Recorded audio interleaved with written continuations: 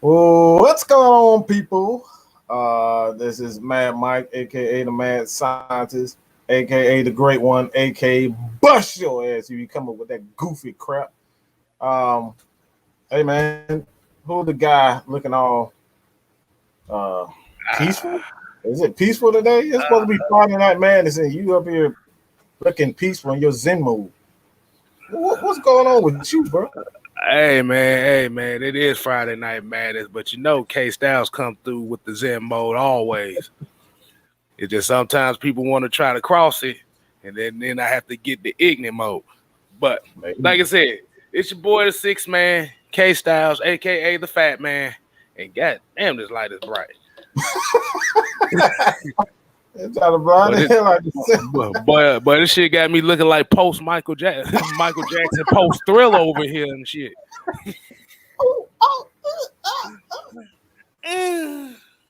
But what's going on? What's going on, Mike? Man, how we doing? How we doing? How the people doing today? How your people doing? Give me some red and black. Give me some. I'm feeling good. Some James Brown. I feel good. Something. I mean, give us something. You know that I would. Oh yeah. Yeah. Like I said, show the people. That, like I said, I want y'all to show y'all pride. God damn it, you decide. Like I said, you already got one talking about you guys were nowhere to be found when we lost. Apparently, this is somebody that just tuned in for the first time. Man, you must be on planning for flu or something because we been here. Boy, we've been on the whole time. You just late to the party. We ain't nowhere near around. This almost 7 days a week, bro. You can find AFN with something every day. So I don't know what you talking about. Like I said, it's just another one of those that try to discourage Falcon fans from being optimistic about the team. That's all that goes with it. Hold on, you gotta get people on your level. It's crazy how everybody got to get everybody else to believe in nothing because you believe in nothing because you have no hope for nothing. You try to get us to do that. But guess what? We do what the heck we want to do around here. All right. We believe in our team. All right. Whether we are, winning, losing. It's dirty bird for life around here. Exactly. KStylzz, you want to hit them with that them shout outs real quick? Talking about that roll call. You talking about that roll call? I was gonna say hit him with the real roll call. You gotta say it every time we go on. You gotta exactly. We can't go a whole show without it. But we got Joseph Thornton in the building. We got Brian Peoples, Asia Green, Polo DTV, Michael Walker, Yusuke Knight, Ezekiel King. Hey, ATM 534. Y'all better watch yourselves. That's the receipt, man. Here. We got Mosets 3. We got Stewie Rock. We got Malik Holmes, Eric McDowell, Speed Falcon for life, Big Ant 1986, Isaac Crimes, Rodney Brown, A1 Colossal, Atlanta Nation in the building, Daniel N, Millie Mills, Noah Tyndale. Y'all make sure y'all show him some love there. We got Dread 00, Tiff Sports and Gaming. We got Epic and Edward Worthen. And Ultra Shadow 97 just popped in here too. Ultra. I'm about to say Ultra Shadow. Tell your boy Alex he's doing a good job over there too. So, hey. Oh yeah. Of course we can't have a Tampa Bay show without Cartier Walker in the building as well. So, yes, shout out to and Daniel Robinson. Andretti. Oh man, like I said, we doing good. But whoever that one disliker is, your mama stink. All right, your mama booty stink. All right, how about that? Yeah, I ain't showing. We ain't even saying nothing. We already got a downvote. Yo, man, look. Man, hey, just counted that somebody took the time to even do anything with the video Just before we took the started. time out. Just took the time out to hate right off the bat. Y'all waste no time. All right, no, I don't like this show. Bam. Here you go. You get another downvote. Hey man, like I said, I just look at it like this, man. A down vote is just as good as a up. A thumbs up and a thumbs down pretty much goes the same way, man. You took your time. You took your time. But the thing about it is, you don't never judge a book by its cover. Just because, like I said, just because we don't have your narrative, I'm cool. They're gonna do it even more. Like y'all some hoes. Right? Don't just say out there. It's 3 of them that y'all some whole followers, okay? Just some followers. You ain't got no nuts. You ain't got no. Just follow the crowd. That's what you do. Give us more. Look, make it 10 damn dislikes. Y'all want to be so weird and followers? Go ahead. I want 10 dislikes. All right. Give me 10 dislikes. All right, and go to the comment and say we suck, we suck, we suck. All right, do that. Say, hey, Mad Mike KStylzz. Hit everybody comment section. Go everybody video. We're talking about Twisted Toys. I want you to go to Jew. I want you to go to KStylzz. I want you to go to Miss Maggie channel and say we suck and downvote everything. Guess what? It don't matter because guess what? It's still gonna help us in the algorithm. So thank you for that. Thank you for that. All right. Bam. Let's get to the show. And I'm about to say one more thing and that's going to put them in the Croco Stimpy short bus. Yeah, if y'all don't know what the Croco Stimpy short bus is, I'm gonna show y'all later on. All right, go ahead with the show, Mike. Hey man, we're gonna go into. I think this is a question that I've been wondering, man.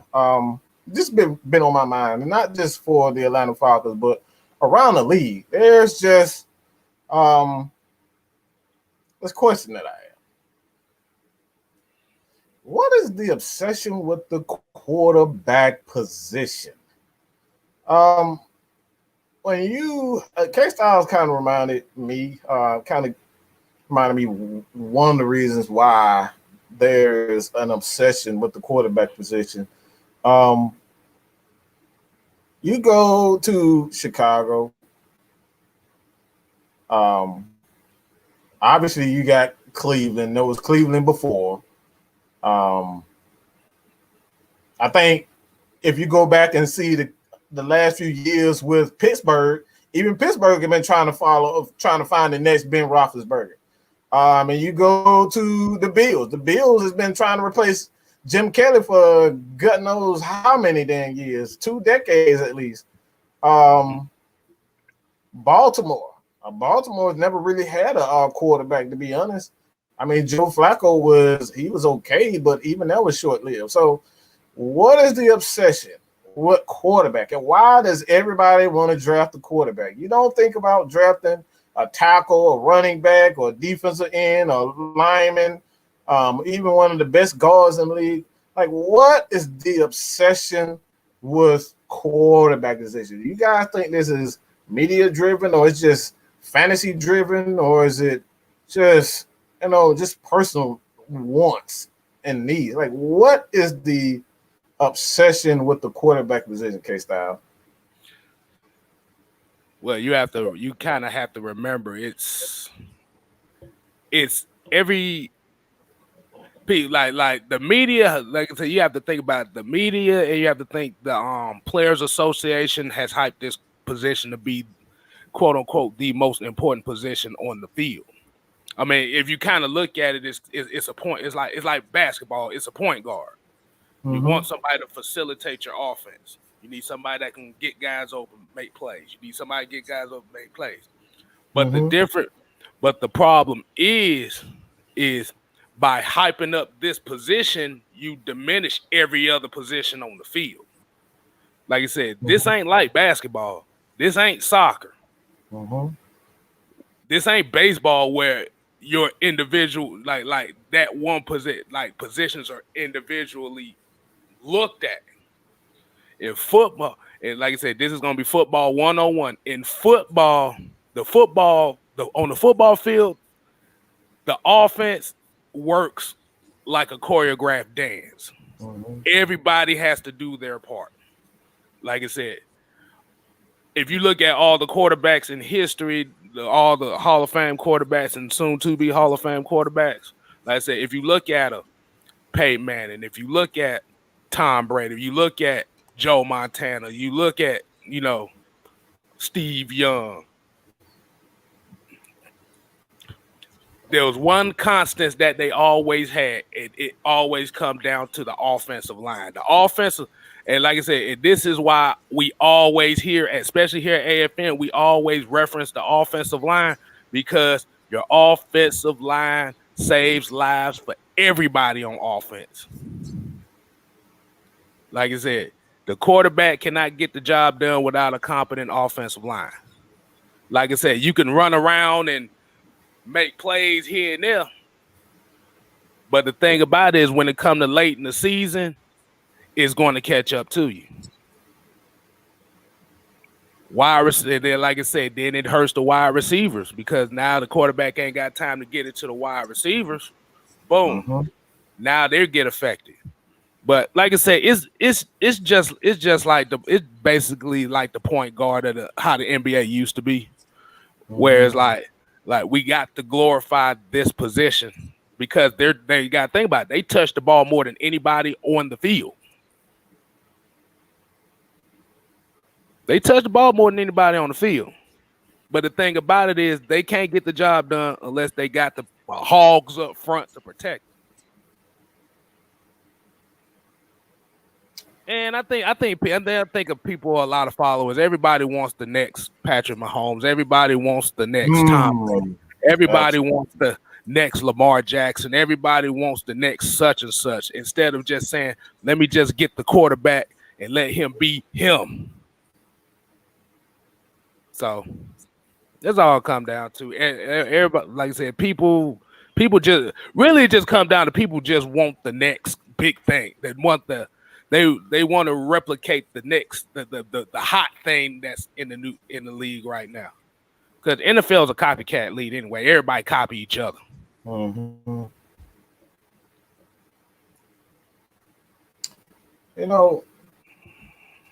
thing I want to debunk the idea that the quarterback is the best, the most important position on the field. Because time and time again, we've shown that even with a quarterback that has everything they need on the offensive side of the ball. You've seen with Drew Brees. Drew Brees passed for 5,000 yards 3 times in a row, and he ended up 79. You go to Peyton Manning and with the Colts. Peyton Manning broke every passing record there is. All right, done every passing record there is. Comeback, touchdown. This man has done it all. Okay, there's nothing Peyton Manning has not done in his league, and he could not get it done until he had a defense, and he got a coach that understood that defense and balance was the way to go. You go to Pittsburgh. But Ben Roethlisberger, he's put up great numbers. I think he's the borderline. I can honestly say that he's probably more than likely. I don't think he'll get in the first time, but I still think Ben Roethlisberger has the numbers to get in the Hall of Fame. But he's benefited from having a defense that Troy Polamalu led team. Joey Porter, a lot of those guys. I mean, right now he got T.J. Watt. He's had so many different, you go for Le'Veon Bell. I believe the bus was there with him also. Jerome Bettis, he was there. Trent Dilfer. Woo, boy. Ain't that wasn't that? Yeah, they cut him the day after the Super Bowl. They cut him right after that. So, like, is the quarterback position really the most important position in football, or the most important entity in football? I should say. For me personally, I don't think the quarterback position is the most important. Is it one of the most important positions? Absolutely. But if I'm going to be honest, the most important position in football, and you probably think I'm absolutely crazy when I say this, but I think it's the safety. You're not getting anything done in football without a great safety. You're not winning a lot of championships. You can have good corners, but if you don't have that elite safety that can get turnovers, help stop the run, you know, he's a asset not only the run game but the passing game. We've seen it. You see it in Seattle with Earl Thomas. Earl Thomas. You see it again. Ravens, the Steelers, the Cardinals right now. The one reason why they a great defense is because of Buda Baker. He allowing Chandler to just do what he. I go that. You know what I'm saying? Like out of every great team, you have always seen a damn good safety, a Pro Bowl safety. Every great team. I mean, there's probably a handful of teams that did not have a quality safety that helped them get to the Super Bowl. There's very few teams that have not had a great safety, and I think that's one of the most underrated positions in the league. So, me personally, I'm going to say, you know, that safety position. Like I said, I probably sound crazy about doing that, but I really like. We've seen our teams when Willie Moe was healthy. That defense, it was sound. But when we got a safety that could actually do everything, he could hit, he could cover. Willie Moe could do it all before, you know, he got hurt. So you talk about, you know, one of the most important positions in football. I think the safety position is one of those positions that if you got it, you're going to be able to make a run and several runs at the playoffs. So safety, for me, is that position. And like I said, not to downplay a quarterback, but we've seen time and time again. I can even go back again and talk about the Colts team. They weren't shit until they got Bob Sanders. That defense wasn't crap. Even with Dwight Freeney and Robert Mathis. Even with them. You know what I'm saying? Like, they had to get a safety. They had to get a quality safety before they had to. And even Deontay M. You know what I'm saying? Like, the Falcons, and they like, when they got Keanu Neal to kind of help shoot that defense, even in 2016, we didn't have a safety like that. We didn't have a safety until we drafted him. And then, you know, before the injuries, Keanu Neal was a Pro Bowl safety. He was a Pro Bowl safety. You know what I'm saying? So I think the safety position is one of those positions where it just doesn't get a lot of respect, much like the middle linebacker. You know what I'm saying? We still looking for our two great linebackers to get in the Hall of Fame. So it's like the safety position, man, you better shoot up that position first and foremost before you even think about building the front seven. Because you can have a good front seven. Again, we can go back to even Carolina. I know I'm rambling on, but you can go to Carolina. They weren't shit until they got Thomas Davis. And he got all those injuries, and he moved to the linebacker position. So I could go on and on. Roy Williams with the Dallas Cowboys. You know what I'm saying? Roy Williams. I know you didn't say Roy Williams or horse collar and ass. Hey, I ain't talking about hurt Roy Williams. I'm talking about in his early days, Roy Williams. Like I said, horse collar Roy Williams. Horse collar Williams. Like, that defense, like, he changed that defense in Dallas for a good minute. So it's just time. It's so many positions in the league. I feel is more. They deserve more credit when it comes down to winning than a quarterback, just to be honest. because the quarterback is really an extension of the coach or the play caller. Right.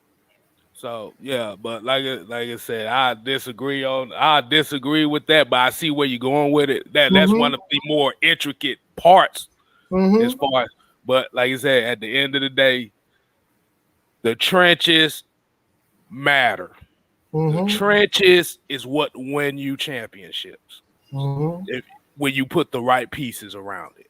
You just can't throw any pieces on it.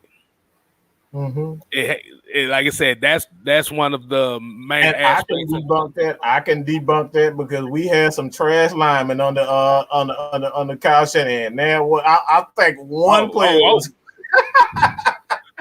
I know you ain't talking about Ryan. I know you ain't talking about Ryan Schrader and Wes White. I know you ain't talking about them two. So it's like I said, it really is just, it comes up to what you feel as as what's more important, because we like everything is debatable, to be honest. Everything is debatable. You can debate every position, which one is more important to winning. Right. I think it's just like you said. I think it's just subjective on what aspect of the game that you like. Yeah. And it kind of says a lot about, like I said, what type of players you like based on what aspect you like. Like I said, I like the trenches. I'm an offensive line guy and a fullback guy. So yeah, that's what I look for. But you want to go ahead and talk about? Oh yeah, we can definitely. Look, I was gonna say. I thought we were gonna say that one for later. I thought we were gonna go. Oh, you want to say it for later? You want to say? Let's say that for later. Okay. But y'all see the topic. We gonna say that for later. Let's get into this matchup, man. I want to get into this matchup. Ooh. Yeah.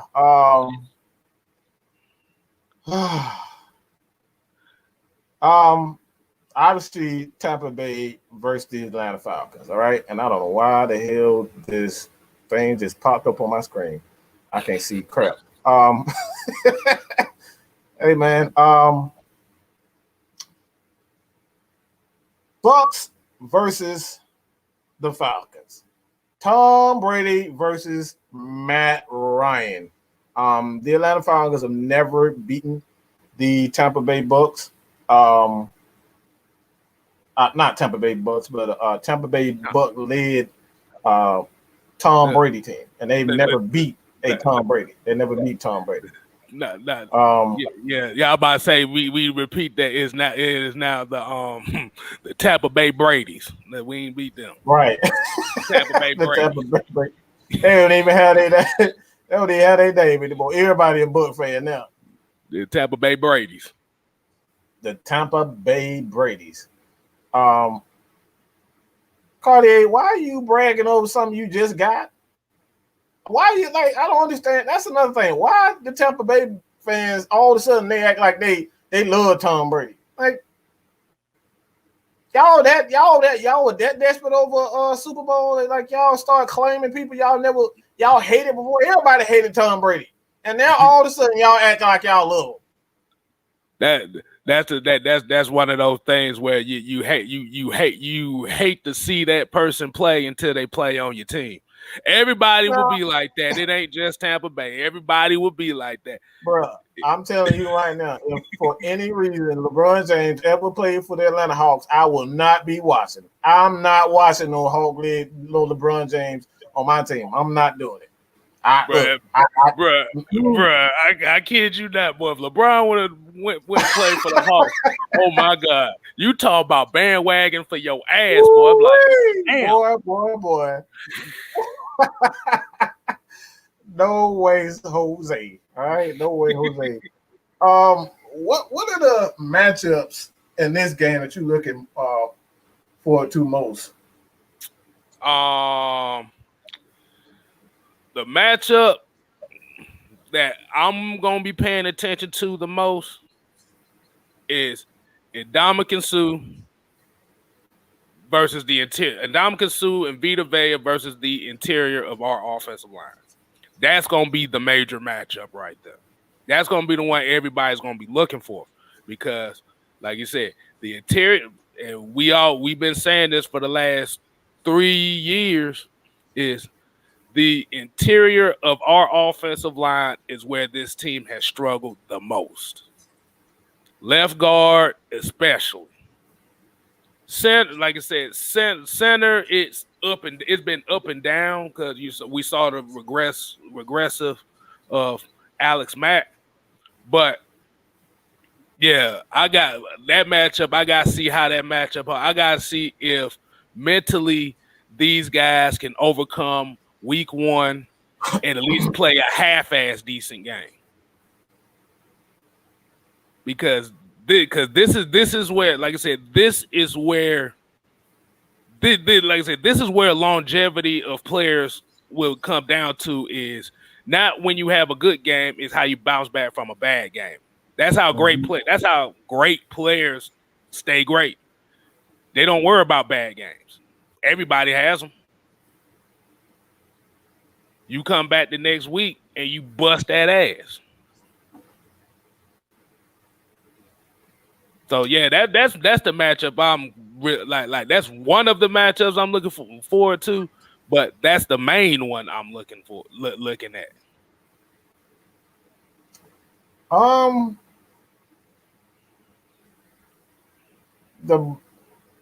There's two matchups that I'm looking forward to. Obviously, it's Brady and their interior guard, center guard, guards. Because Brady, he's going even in tackles. Like Brady, I tell everybody all the time, like Brady pretty much puts pressure on every aspect of your offensive line. He'll line at the 4-eye. The 4-eye is right over the tackle, between the tackle and the guard, right over the tackle guard, so he can, kind of cause confusion of where he's going to go. He's going to go inside. He's going to go outside.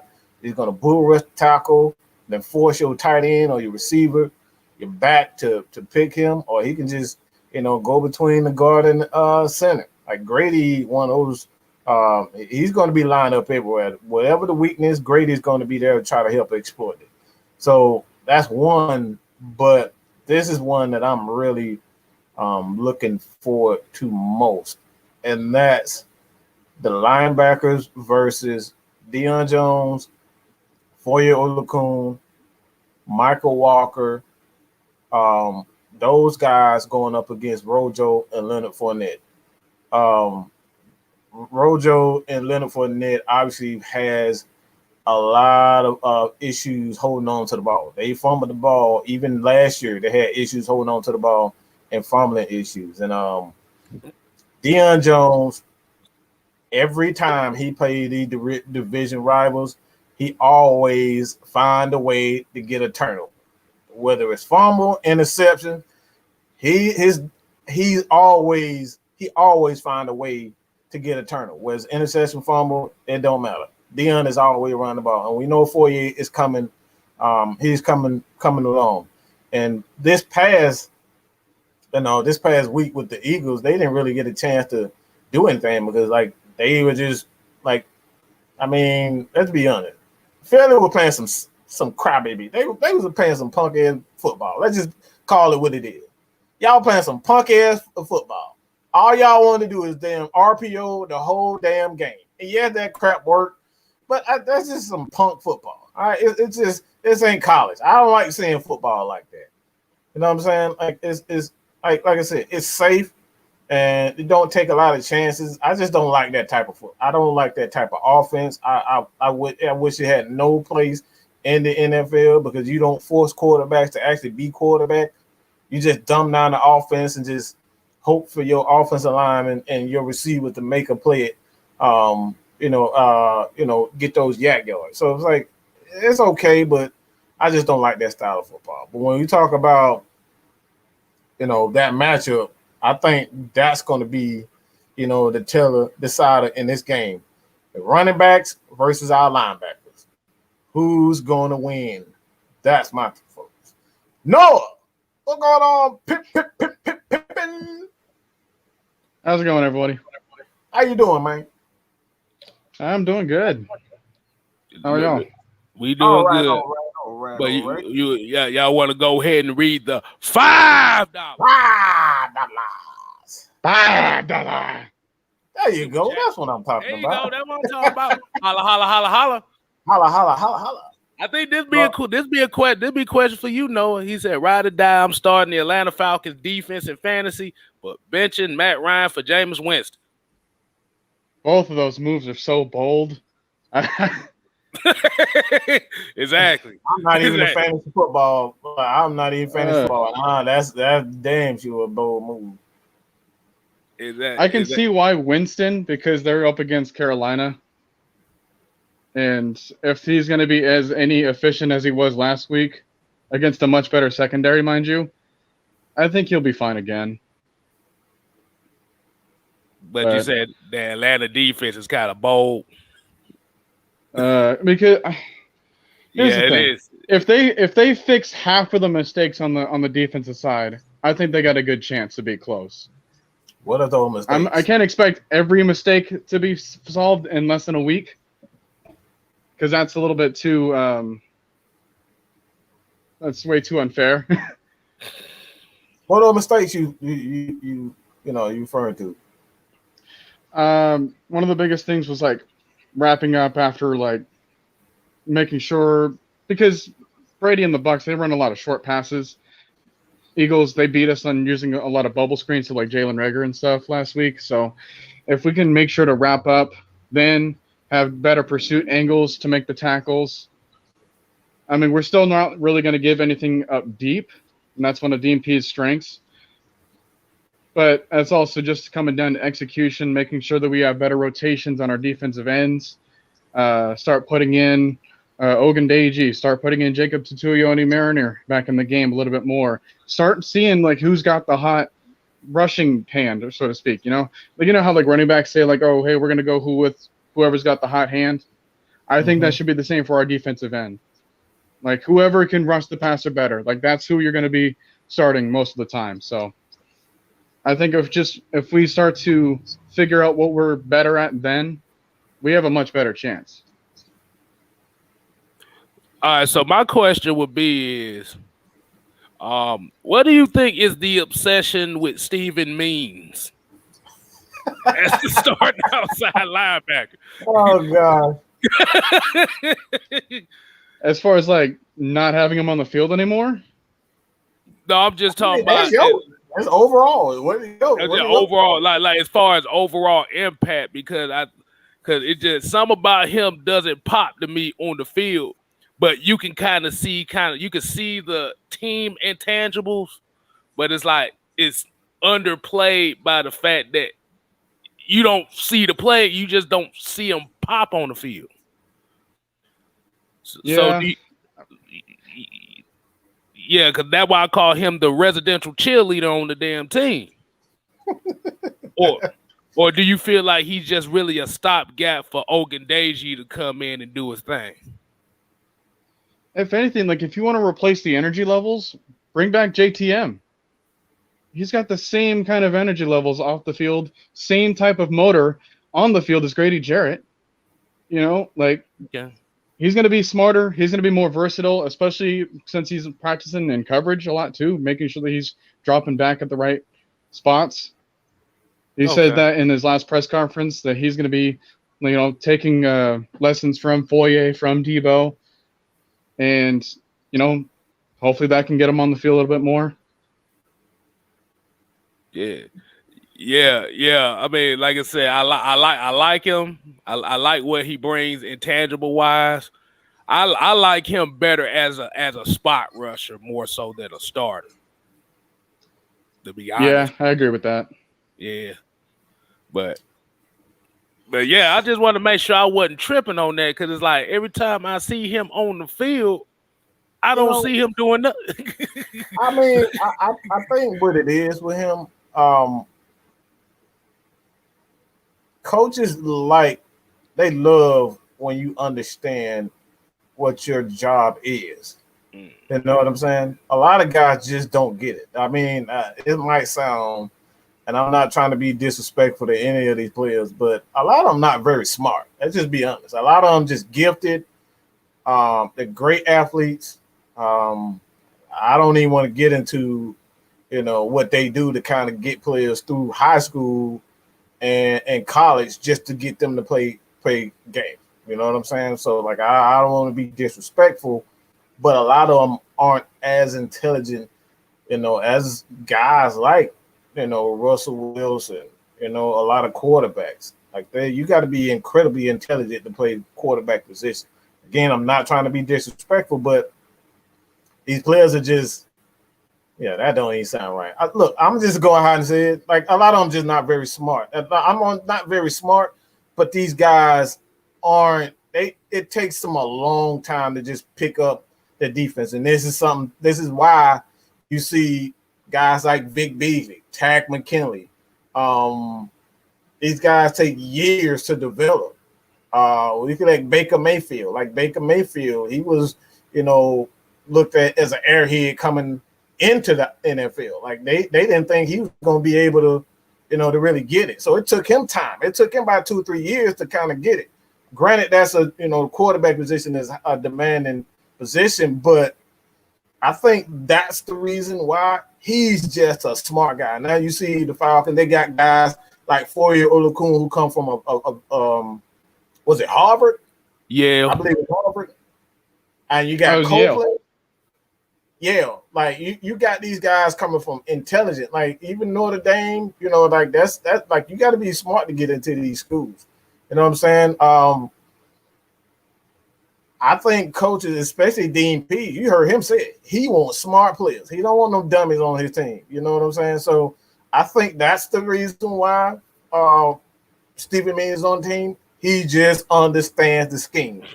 And players, a lot of them, like I said, I don't want to get into, Robert Alford. For whatever reason, he just did not understand that holding was a bad thing. Okay? He just kept doing it. I don't know why he did it, but that's a whole other thing.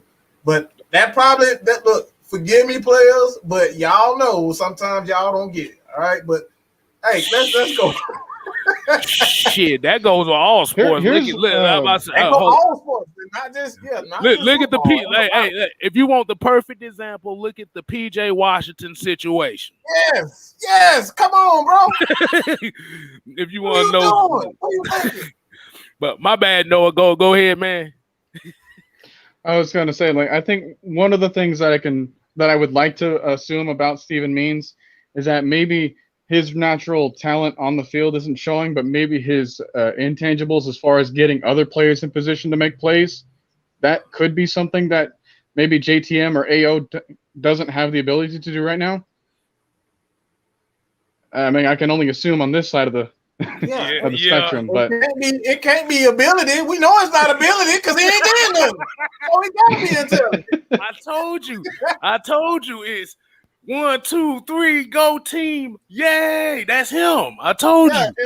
That's it. And like I said, I apologize. I sincerely apologize, but some players they're not very smart. I played the game myself, bro. Like I know some people who are just athletes, and we got some guys who are just gifted and they're intelligent. It's just like that. Hey, look, here's what Drew said. He said, we keep Stephen Bees because we broke. Oh, man. Oh, man, I know we can. Well, we ain't trying to rag on them too much, but like I said, it's just the issue is we just need to see more. We need to see more sizzle on the defense, and I don't think he brings enough sizzle as far as what the defense really needs. He's coming along. He was coming along, and one thing I heard about Chris Lindstrom, he was saying coming to the league, rookies don't have enough time to prepare. Like they go straight into it. So you coming out of college, trying to get rid of those college, those intangibles. Like it's different. The intangibles in college are completely different in the NFL. Like you got to be a lot like your out of hand coordination. It has to be on point. You got to be able to pick it up fast. And again, a lot of players just don't pick it up fast. That's why you see right now, we seeing guys like Kyle Pitts. Kyle Pitts, he's still learning. You can see him not moving as quick as he is doing practice. Because in the game, it's completely different. So it's like I said, it's not that these guys aren't smart. It's just some of these guys just don't pick it up as fast as others. And I think Stay with me, everyone. Stewie Ross says that basically Mike called his follower a dumbass. I did not say that, man. Wait a second. You putting words in my mouth. I didn't say. I said some players just don't pick it up as fast, and some just not as smart as others. I'm not calling them a dummy, but they know they don't pick it up. And I think Steven Means is one of those guys. He picks it up a lot faster than a lot of other players. So, like, that's what I'm saying, man. Let's put it this way. Progression is never linear. Never. Never. All right? So, and that's why, Dre, it is preseason does matter. And a lot of that matters for the rookies, and I think that's why you have all these different camps now. You got rookie camp, mini camp, rookies. Like, man, I don't gave up on figuring out how many damn camps we got before we actually get to training camps. Off season, weight training, like it's just so many dang on things in the off season, and I get it, but they still need preseason. They still need preseason. Now, I think for the most part, that's why you have, Arthur Smith. And this is one of the reasons why I say I don't really think a lot of the starters should have to play in preseason because of this very reason. Like, these rookies need to get on it ASAP. It felt like there was 50 players on our team that we didn't know anything about. Right. Mm-hmm. Yeah. But that's the new NFL. You got to get used to that. And like I said, back in the day, I say just 20 years ago, you wouldn't see a lot of these, undrafted free agents. Man, you got like 200-300 undrafted free agents just going and just coming in from college each year. So like I said, it's a new time. It's a new day. Yes, it is. Shout out to Big E too. Shout out to Big E. I just got to say that. Shout out to Big E, man. But it's just a new time, man. Like, I think preseason for these rookies, where they can pick it up a lot faster, bro. Right. Man, only thing is I say is whoever picks it up, they got to pick it up this week, because like I said, we need to see them Tampa Bay Cannons going like, you know how they normally when they score, they go boom. Boom. We need to see them cannons go.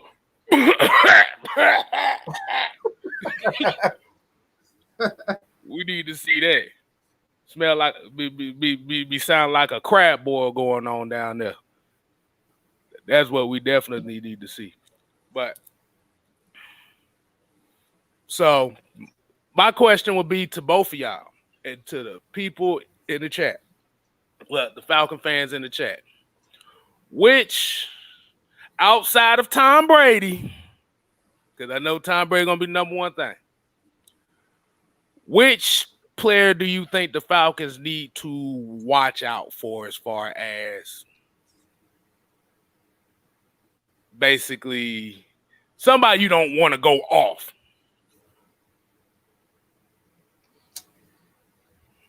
Mike, do you want to start? Yeah. I'll probably be the lone person in here by saying this, and I'll probably get assassinated by even saying this. But I'm not afraid of Ndamukong Suh or Vita Vea. I'm not afraid of them whatsoever, because one thing that you have to understand about team ball is that once you get that running game going, they won't matter as much against the pass, because now you're going to be using play action with the run. So now that you're going to have them thinking, is it pass, is it run? And we get our running game going, this is where Matt Ryan is at his best. Like Matt Ryan can do some things with his legs. We saw it. Like, no, he's not the fastest guy. I mean, every time I turn around, this dude's shaking somebody. Like, he's shaking the linebacker, and everybody say he's not mobile, he's not fast. Like, maybe he's not Michael Vick fast or Lamar Jackson fast or Russell Wilson fast. But people don't realize, like, Patrick Mahomes is not a very fast quarterback. He's not very fast. He had the same 40 time as Peyton Manning. He got the same 40, and that's what floors me. He's not very fast. He just eludes. He knows how to extend the play. He's an improviser. Like that's the better way to put it. That's what he does. Like I said, he's not a scrambling quarterback. So when people kind of say that the days of really the scrambling quarterback is dead, they're saying more so of the statue quarterback is dead. But these pocket quarterbacks that's coming in the league now, or that are not really very fast, they have to. They're improvisers, like you said, like the Patrick Mahomes, and like you said, that's what it's gonna come down to. That I'm glad y'all just said that, because that actually is gonna lead to the question later on in the show, as far as what we're talking about. But go ahead. I just wanted to reiterate that. Yeah, that's pretty much it. I'm really not afraid of the defense, the guards, the tackles against our guards. I think it's going to be a much better. I think this is going to be a much better game plan because, like I said, I think where he got I won't say afraid, but he kind of held back because he saw that Mayfield was really not himself. That's why he kept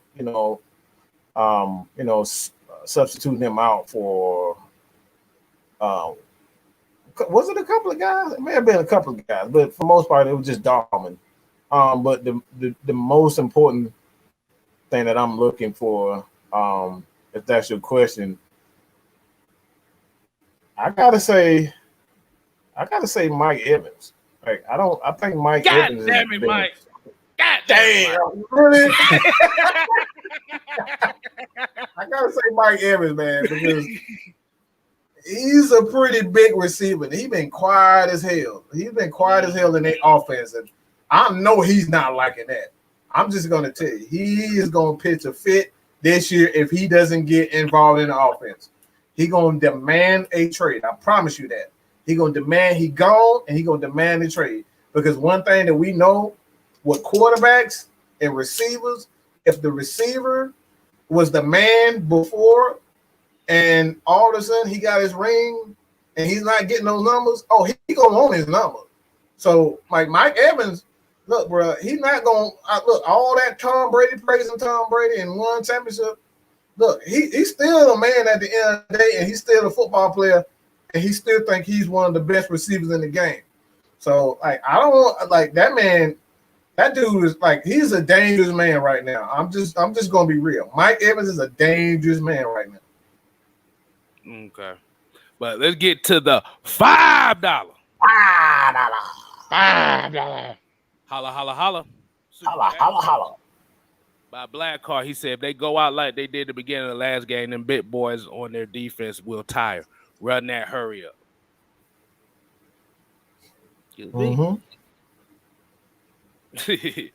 But I mean, that's kind of what we did the first two drives, right? Yeah, that's what he's talking about. Yeah. But like I said, but the issue is when you have those two drives like that, you have to score touchdowns. Like I said, not scoring touchdowns or drives that go that long is what kills momentum and what kills confidence for your team. But I'm gonna say it like this, and I'm looking at this Tampa Bay team. I watching from Monday. I'm not even gonna look. I'm about to say I'm not even gonna say Antonio Brown. Reason why I'm not gonna say Antonio Brown is we have to remember Tom Brady's history, especially when he has a plethora of receivers like this. It's gonna be whoever got the best matchup that's gonna get the ball. So it was Antonio Brown against Dallas. It could be anybody else against us. But the main guy that I have to watch out for is going to be Devin White. And I say Devin Dang, White. man, you took mine. What's going on today, bro? Maybe I should have went first. Oh, you know what? I'm gonna let you explain Devin White. I'm gonna go with my second one, and it's gonna be Gronkowski. Okay. I gotta watch Gronkowski. Because if you were gonna say Devin White, I was just gonna say Levante David. Like we were just gonna still both focus on the linebacker position. Exactly. But I'm gonna let you have Devin White on it. I'm gonna let you have him. I'm gonna say Gronkowski, because the size matchup as far as basically, my bad, y'all. I'm still laughing. It's just the fact that Mike took my guy, I took your guy. That shit is funny. But yeah. For these type of games, especially with rivalry games like this, usually the quarterback is gonna go to the guy he's the most comfortable with. And that's Gronkowski. He's more we gotta look. He's more comfortable with Gronkowski. Gronkowski is way bigger than the linebackers we have on the field. So this is what we talking about with the Falcons. The defense if they're going to get pressure against Tom Brady, they have to get pressure in the middle, up the middle, to where he can't step into these throws. But like I said, this is where a guy like Gronkowski come in, because that throw is the safest throw any quarterback can make, is against to that tight end. And we know what Gronk can do. Gronk is gonna sit in the zone. He gonna body up and catch the ball and do what he do.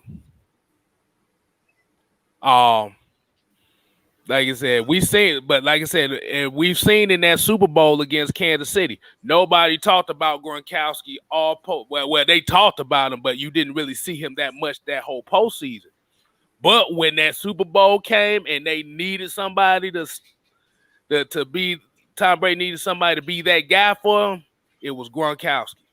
You go, like I said, you go to the guy you're most comfortable with. So yeah, that's why I say that's where Tampa Bay they're gonna attack the middle of the field. It's just about limiting the yak yardage. We gotta limit the yak yardage. Right. I'm gonna go ahead and pass it on to the man. We gotta come up with a nickname. I gotta come up with a nickname for you, because you can't be on this show without a nickname, man. We come up with something for you. I've just been using NLT. Okay, NLT. NLT. We gonna take that NLT. That sounds like a league. That sounds like a video game league, right? League of his own. NLT is in a league of his own. Exactly. All right. So go ahead. So the reason as to why me and KStylzz was so confident in saying Devin White is basically like any compliment that we were given to Deion Jones, we can say the same exact thing to Devin White. All right. And I know that everyone has been really clamoring about, oh, hey, we need to get Kyle Pitts in the red zone. We need to get him some opportunities once we get inside the 20. But the thing about it is, once we're in there, Devin White's probably going to be on Kyle Pitts for like the entire matchup. Like that's just what I'm going to assume out the gate. That those guys are going to clamp up, and just based on pure experience alone, I think Devin White is going to have some more wins, as we progress through the game. So if we want to shovel the ball to Kyle Pitts and almost kind of force feed him mistakenly, that could be a detriment, and the last thing that I want to see is for Matt Ryan to throw another red zone interception just because we're forcing the player the ball. So with Devin White, with Levante David, they're going to be roaming around the field.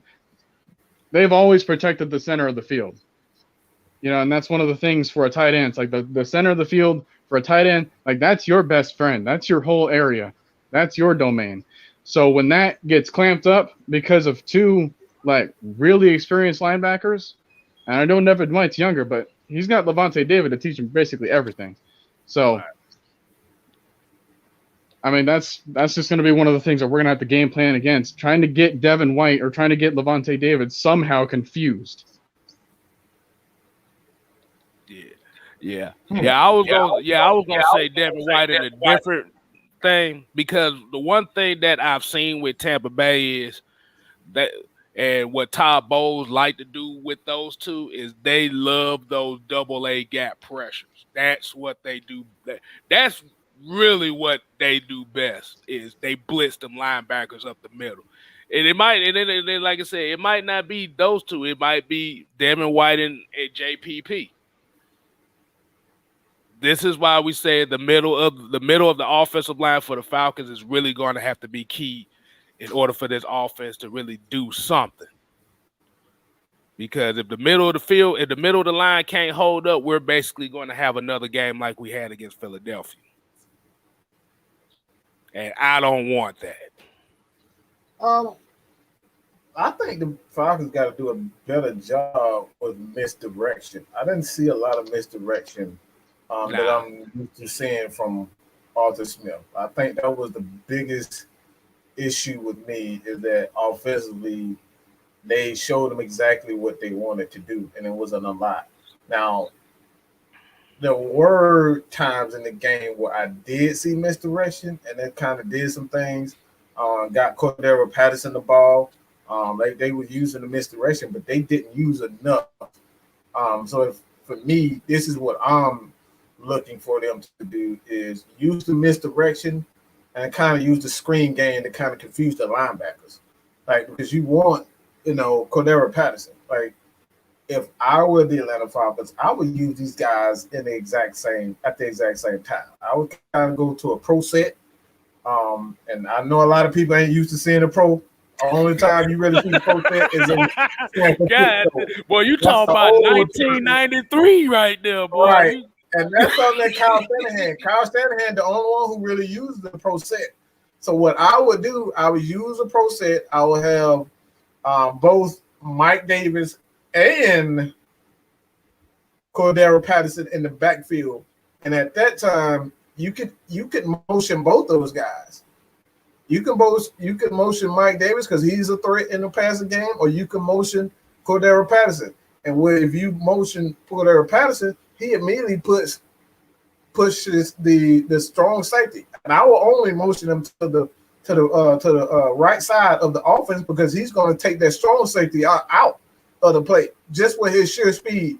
And now you're forced to have Mike Davis in the backfield, and he's going to be one-on-one with one linebacker, and he has enough speed to take it to the house. So a lot of people we don't see that pro set a lot.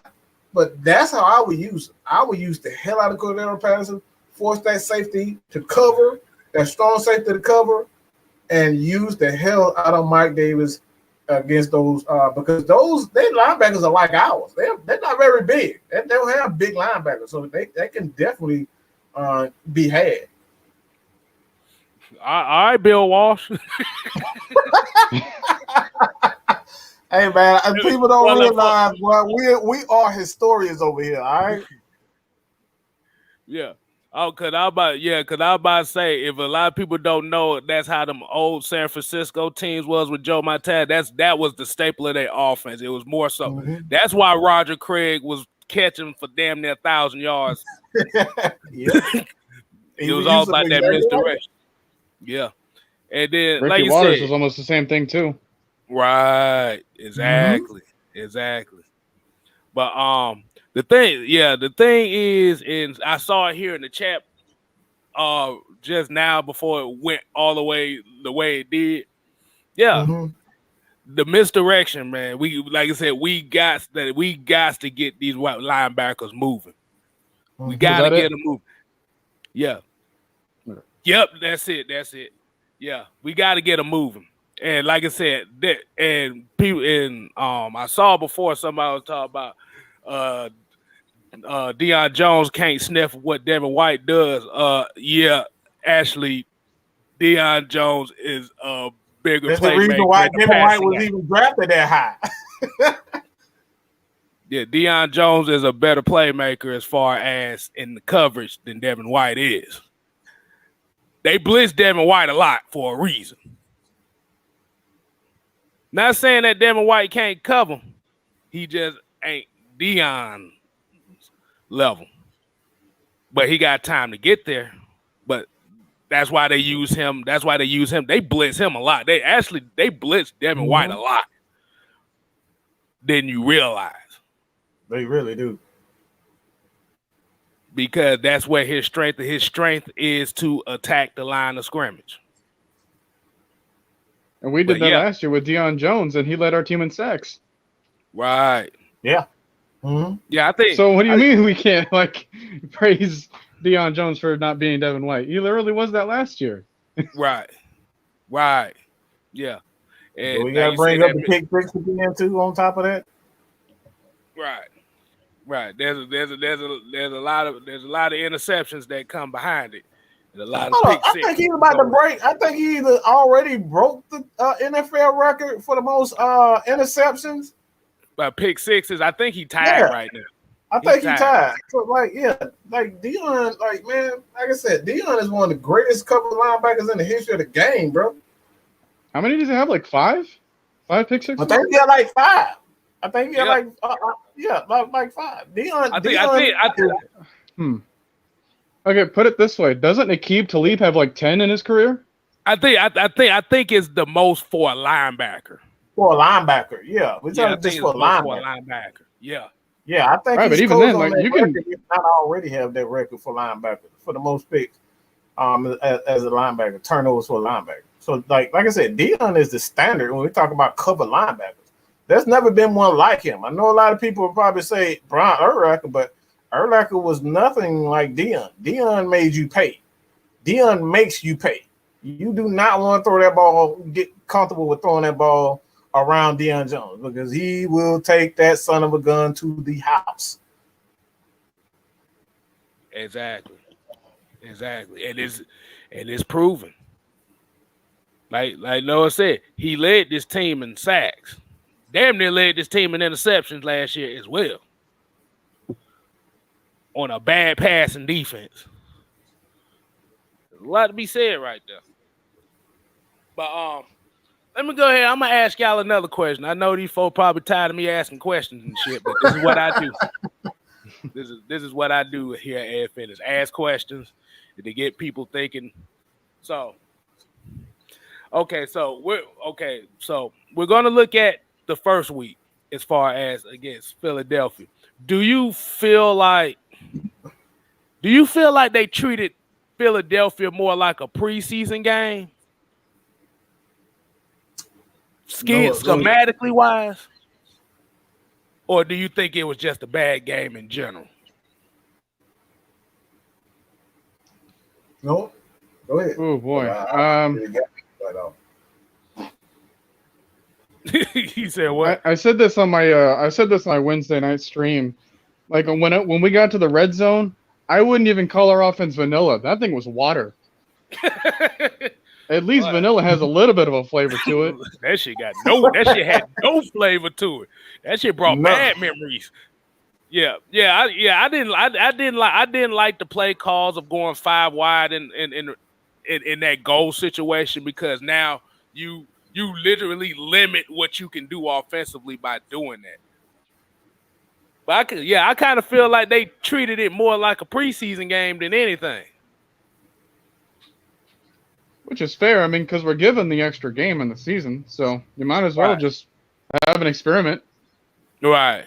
I guess now they know. No, we're not going 5 wide in the red zone no more. Mm-hmm.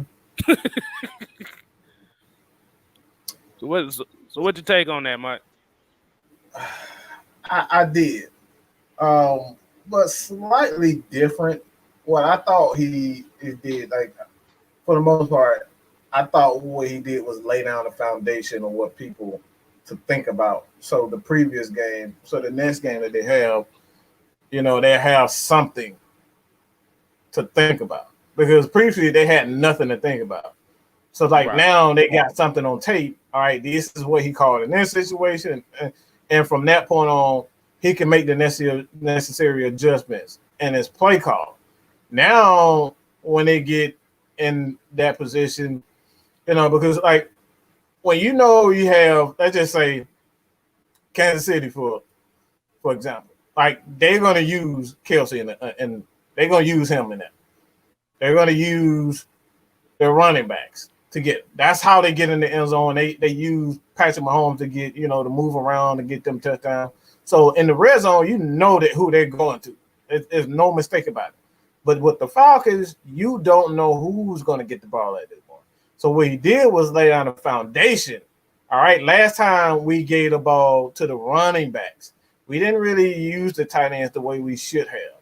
So now the defense is thinking, all right, last time they used the running backs, so we're going to focus on the running back that time. Same formation. And then, again, we're talking about having those running backs, they in the game. Now you can have Cordero Patterson on the right side, on the left side. You're calling the same things, but now you have the option to call an audible, and Cordero Patterson now becomes a running back. You know what I'm saying? So, there's a foundation that's been set, and I think what he's doing, he had to set that foundation first so he can call plays off of what he previously did. That's pretty much what a lot of coaches, you go see Bill Belichick. Bill Belichick, he never shows the same thing twice on offense. And when he does, he have a completely different game plan, whether it's defensively or offensively. You can see the Falcons go straight big right now.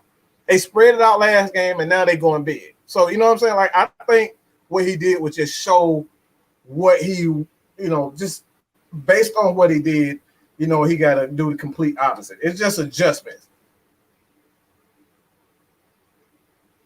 What'd you think about that, Noah? Yeah, I mean, we have what it takes to be really creative on the offensive side. And, as people were saying, we didn't really use Gage. We didn't really use Olamide Zaccheaus. There's quite a number of playmakers that are on our team that can really strike at any given moment. We've seen that last year with I got a question. I'm glad you said that magic word, okay? I got a question for you. Go ahead. What is creativity? Everybody keep using that word, but what is it really? Because we can say that motion and doing this and doing that. What is creativity? For me personally, I think creativity is just doing the complete opposite of what people think you're going to do. I think they will never think you're going to, run the ball with Matt Ryan on a quarterback sneak or a quarterback draw. What is creativity? So for me, I look at the example that was set back in 2016. One of the things that I kept hearing about the commentator saying was oh, hey, they're having their run plays look like passing plays. They're having their passing plays look like run plays, and they're not necessarily making that as a draw play or a play action play. No, the way that they're setting up pre-snap, you don't know if it's a run or a pass play based off of the formations. So, when we had Lee Smith in the game, it was almost really obvious that we were going to run. So, that's just an example. But, I mean, I've seen other games in the past where other people were put in different positions to get the ball. I remember seeing Roddy White play fullback during a play action play. I was that's creativity to me. And then he got the flat route and got plenty of yards out of that. So if we put people in unorthodox positions, that can also just strike some confusion. Because anytime that a defense has to take that extra even half second to realize wait, what the heck are they doing? And then boom, we can take that half second, use it to our advantage, and then come up with some extra plays and yards. Okay, so you said what is creativity? I actually have a definition of what that really means here, and basically, what creativity means is the use of the imagination or original ideas. especially in production of an artistic work. So where you're getting at sounds like we might have to use a different word. We have to use a different word. Innovation. I think we got to use that as a better word, as innovation. We have to be innovative on offense. Like I said, that's what we're looking for. Like I said, that's why I felt like it was very vanilla the first game, because you didn't really you saw. I'm trying to put the right word to it. You saw basic stuff. You saw stuff that you would see in the preseason, the way that they call plays, the way that they use their package, the way they use formations. But yeah, you got, like I said, you have to have some type of innovation. You, like I said, you got to use Calvin Ridley in the backfield. You got to use Cordero in the slot. You got to use Kyle Pitts in the slot. You got to use, hell, if you want to be some innovative shit, yo 13 personnel, I had Keith Smith at running back. And had Lee Smith lined up outside, motioned inside. That's the type of innovative stuff that we need to see more often. One of the things that I suggested back on Wednesday was putting like Lee Smith or Keith Smith on shotgun plays to really pay attention to the left side of the line. Just to have him on the left hip of Matt Ryan, because they're really good at blocking. Right. You know, like that's their specialty. So they can just provide some extra chips, not go out on a passing route, because that's not really their specialty. I was trying to be Keith's last game, but I don't want to depend on that every single week. So just making sure that you have other people there as like either max protection, sliding people over to help each other out, maybe scrambling Matt Ryan, getting him out of the pocket just to buy him some time. Heck, even Russell Gage was able to throw. Like, you know, like just be funky sometimes. Right. Because confused defense is not their best defense. Right. Because if you look at how a lot of teams and how a lot of these offenses are going in the league now, everything is mismatches. Everything is mismatch based. And before I get to my comment, RG Pugh, like he said, I'm a Bucks fan, but I like what you brothers are doing. We definitely appreciate it. Thank you, sir. But actually, respect. Yeah. Yeah, like I said, Drew's statement here, he kind of hit it best here, is finding new ways to exploit mismatches. And yeah, like I said, that's the stuff we talk about. That's the innovation. Like I said, you never know. Like I said, you line up Lee Smith outside, motion him inside. Because a lot of people don't know, motion is used to dictate what the defense, to find out what the defense is doing. That's what motion is. Whether it's man or zone. Exactly. See, little stuff like that is the difference between a winning team and a losing team. This is what we always say about the small, intricate details of the game. The little stuff will win your games. This is stuff that a lot of people, the average person does not see or chooses not to see. I don't make that. I really just did that just to get that shout out to that guy. I just waste a little time. Hey, we know how we do it over here, man. They know. Right. I've heard the statement that there's a fine line between genius and insanity. It really is, bro. It really is. You a pinky toe away from insanity, yeah. Mm-hmm.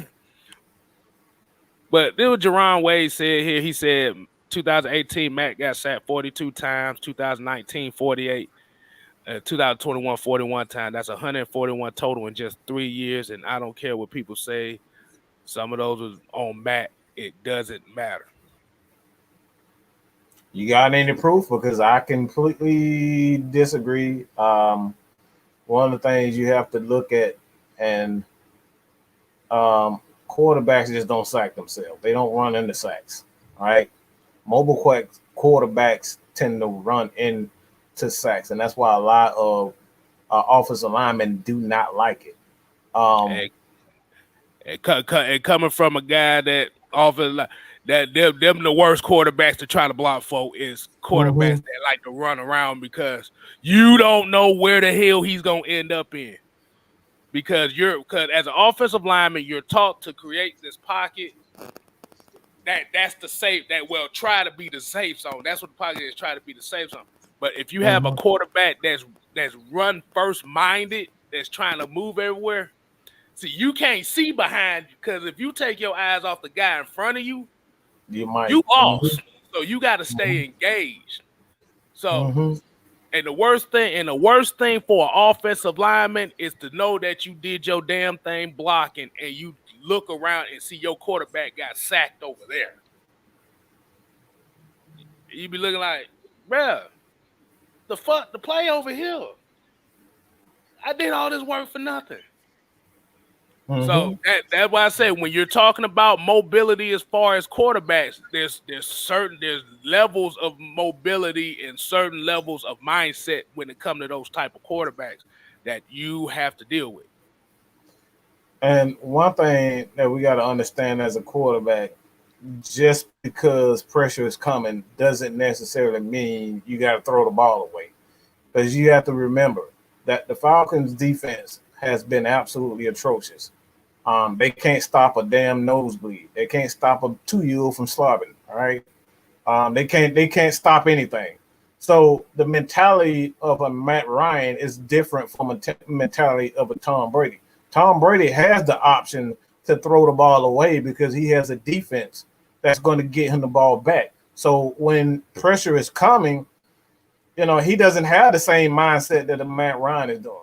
Because if Matt Ryan get that ball, if he goes 3 and out, or he doesn't, he's trying to extend the play just so he can throw the ball away, he knows his defense is going to give up that touchdown. So Matt Ryan can't, just throw the ball away like a Tom Brady. Tom Brady has a defense. If he throw the balls away, it's okay, Tom. We'll get the next time. We're going to get you the ball back.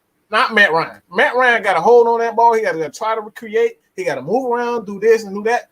And that's why guys like Russell Wilson don't like pressure. They do not like pressure because they got to extend the play. They got to run around. They got to do this and do that. So you got to have a defense in order to change that mentality. So this is the reason why we keep saying a lot of these sacks aren't necessarily sacks because of, Matt Ryan or the offensive line trying to stop, extend the play or whatever.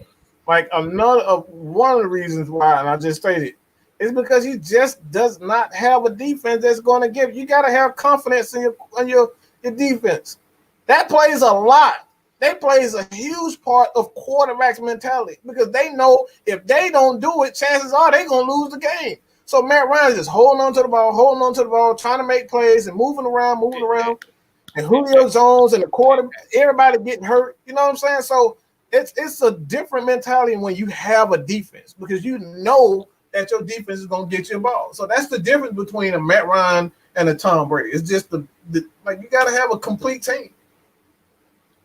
One of the best examples of what Mad Mike is saying was last year against Detroit. We literally heard Matt Ryan say to Todd Gurley, "Don't score." You want to know why that was the case? Because nobody on the offensive side trusted the defense to make a stop. That says a lot right there. Yeah. That says a lot. Everything.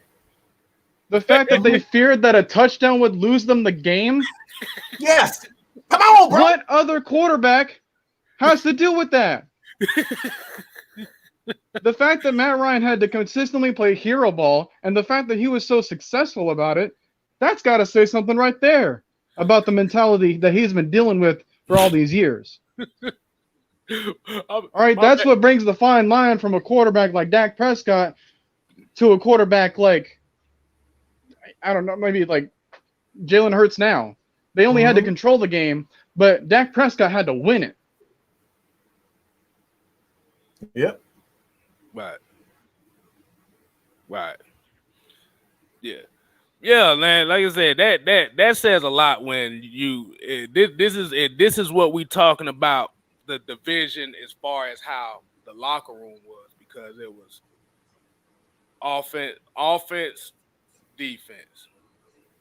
Like I said, when your offensive captains and offensive guys literally say that on the field and you hear it mic'd up, yeah, that says a lot about how bad that defense has been the whole season so far. That was early in the season. They got worse after that.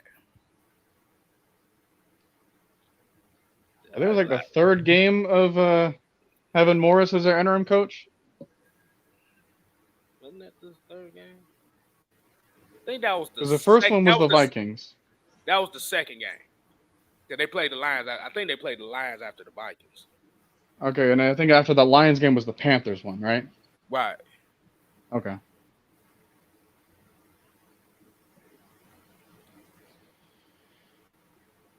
But still, I mean, have that be on the air for everyone to see. Yeah, and for that, like, come on. Yeah, that just made me laugh when I heard that. I was like, damn, bro. They have no confidence in the defense to do none whatsoever. And then turned around and the defense gave up 75 yards in 50 seconds and 4 throws to a team with no timeouts.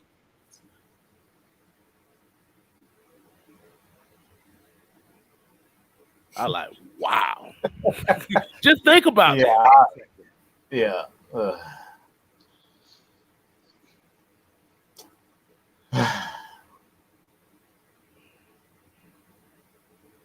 All right, so you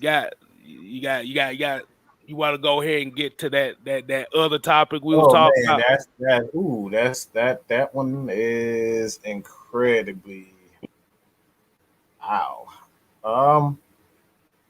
you might as well. Might as well. Because, like I said, this for some godly reason, we always get this question all the damn time. Is it really like is this upcoming draft the right time to find a new quarterback? Now, here's the question. If this is the right time to find a new quarterback, or do you still have faith that Felipe Franks will be that guy of the future? That I think that would be a better question.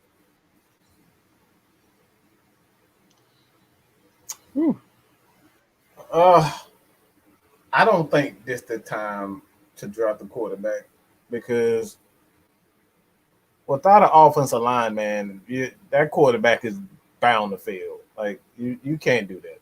You got to have a foundation at offensive line in order to draft or make that transition for the quarterback work. We've seen what pressure does to certain quarterbacks. Some quarterbacks aren't ice in the pocket like a Tom Brady and a Matt Ryan and a Drew Brees. Like we've seen time and time again where he getting smashed in the face, and you see 2-3 guys coming at him, and Matt Ryan still standing in the pocket. Same for Tom Brady, Drew Brees. Like, we seen Ben Roethlisberger get damn near his head like smashed in, chin smashed in, where he bleeding on the field. Like we've seen these quarterbacks get smashed and like they still stand in the pocket. So there's only a handful of quarterbacks that can take that type of punishment and still get up and throw strikes time after time after time. So it's not many guys built like that. So we saw. No, I don't think we've ever seen like even a Patrick Mahomes. Like I don't think even it took Patrick Mahomes. He's not the same guy when he's getting hit. I don't know if a lot of people realize that, but when Patrick Mahomes getting hit, he don't quite put the same zip, or he has the same confidence in his throws the way he does when he's able to roam and just do it. Like when he's getting hit, that's the difference. So for me, I think I don't think this year is the right time to get a quarterback because I got to see, and like I want to hold off this conversation because I want to see the development of the offensive line. So if this offensive line develops a lot better than what I've seen so far, yes, you start looking for a quarterback. I don't necessarily believe it's first round, but second round, third round, I think you can. But just based on, let's just say the offensive line does. You have about $18-20 million off the cap.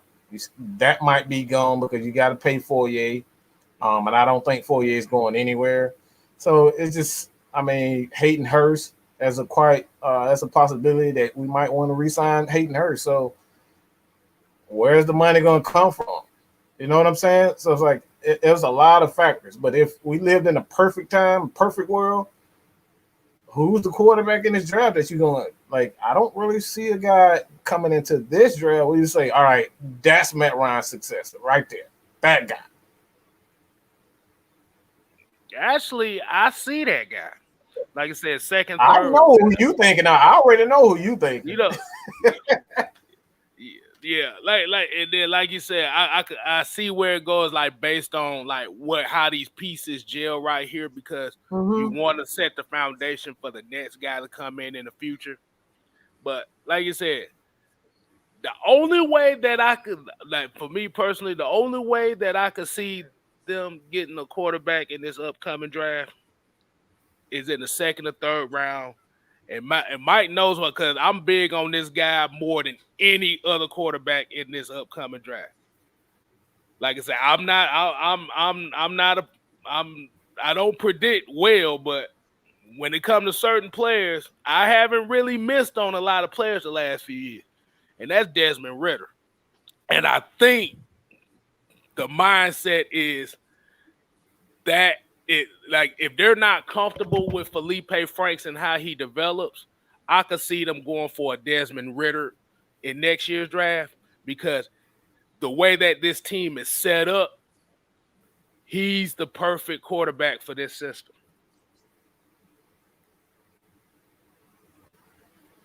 That's if they're not comfortable with Franks.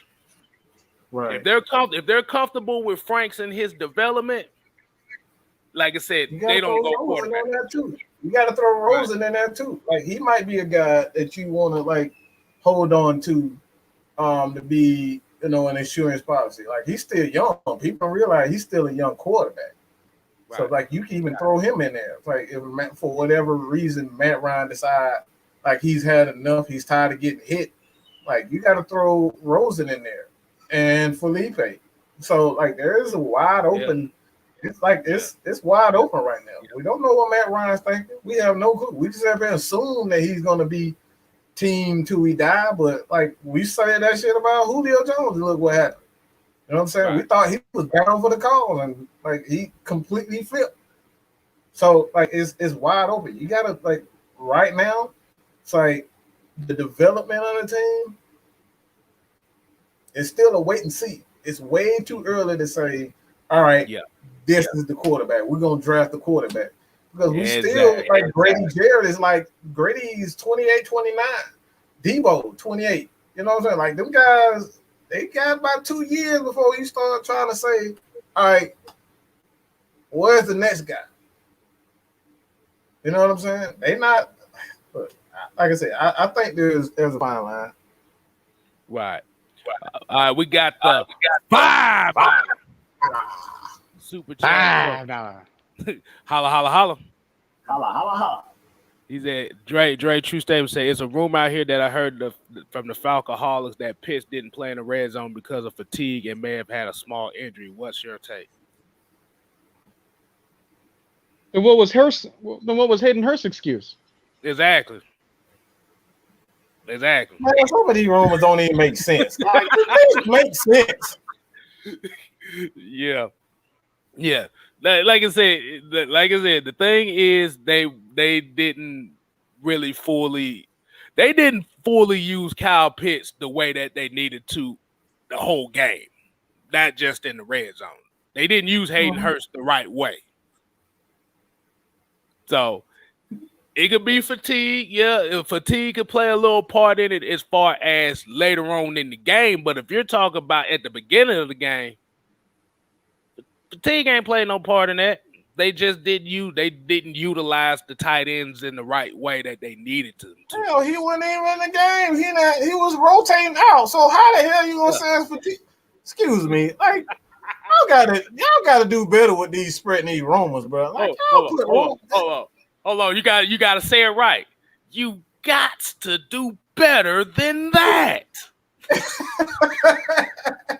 You got to do better with rumors like that. That ain't even a rumor worth spreading. Right. He tired. He ain't do nothing. He bad with the game like that. Exactly. Yeah. Because, like I said, if you want to, the way that you really have to utilize Pitts is you have to utilize those zones in the middle of the field. Let him use his big body against them linebackers. I mean, he ain't the biggest guy as far as muscle-wise. That's what a lot of people say he's small, but he's still 250. 250 is a lot of weight. You work him and Hurst in the middle of the field, then take him outside. So, yeah. I ain't hear nothing about no small injury. I ain't hear nothing about no injury. I ain't hear nothing about no fatigue or nothing. They just didn't utilize them. That don't make no goddamn sense. Yeah, like fatigued in the first 15 plays. I think he played like 4 snaps in that day. I think he played like 3 or 4 snaps on the first drive. The hell you tired already? When he be in the NFL, you get tired that quick. 330-pound guys play every snap. Exactly. So, all right. So, all right. So I guess we go ahead and do the Q&A part of this show now. Do Q&A. Let everybody just ask questions here and there. All right. So Southside 12 said, "Man, Mike, do you feel Russell Gage should play in the slot more than Alameda on the outside with Ridley?"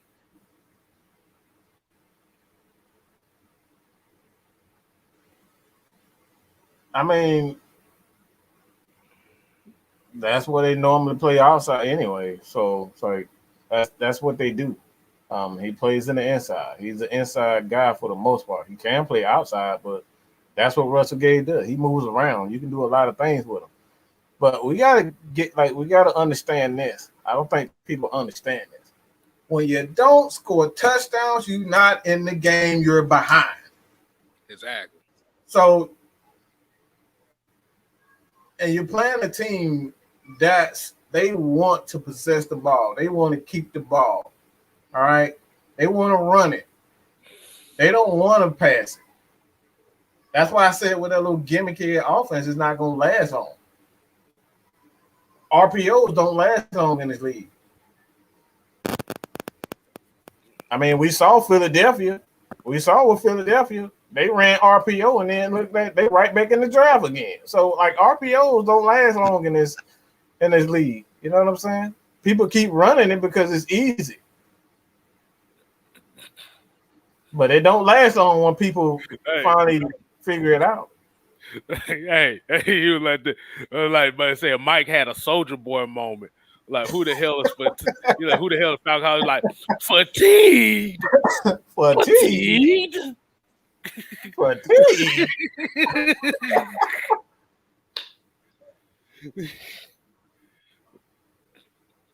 No, man. Man, so God damn it, I laughed so hard I damn forgot the damn question. Oh yeah, talking about he was talking about the Russell Gage and stuff like that. How did you feel about that? Well, yeah. How you feel about the Russell Gage and Alameda Zaccheaus? Do you feel like they need to use them more so outside and do the damn thing, or do you feel like the offense just have to tweak what they've done last week as far as personnel wise. Don't mind me. That my nephew walking by. Don't mind that. Go ahead. Well, I think it also just becomes down to how much time does Matt Ryan have to throw the ball? Because I always see OZ as a deep threat first. Right.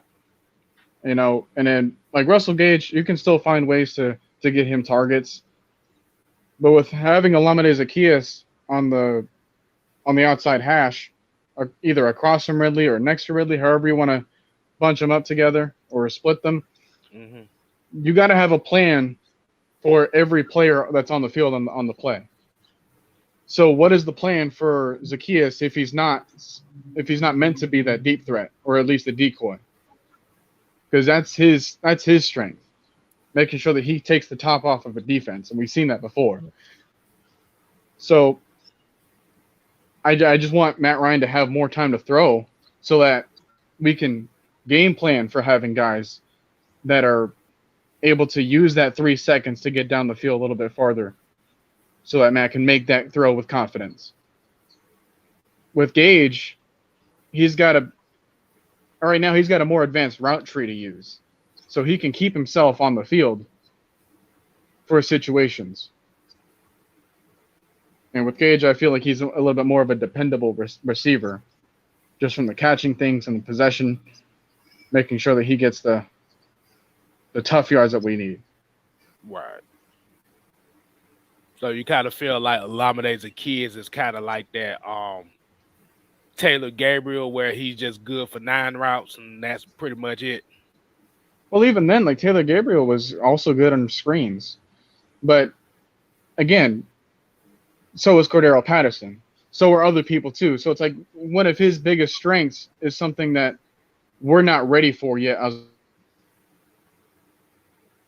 Okay. See other people on our team that does better. So Zaccheaus is a fine wide receiver to have on our team, but we're just not ready to unleash him because his full potential can't be reached if Matt doesn't have time to throw on the ball. Right about that. That's every damn receiver. You got that, and I think that comes down to more so like we said earlier about the innovation of the offense. We got to find different ways to get the ball out of Matt Ryan's hand, whether it be the screen game, whether it be little rollout pick plays here and there. Like you said, RPOs, anything.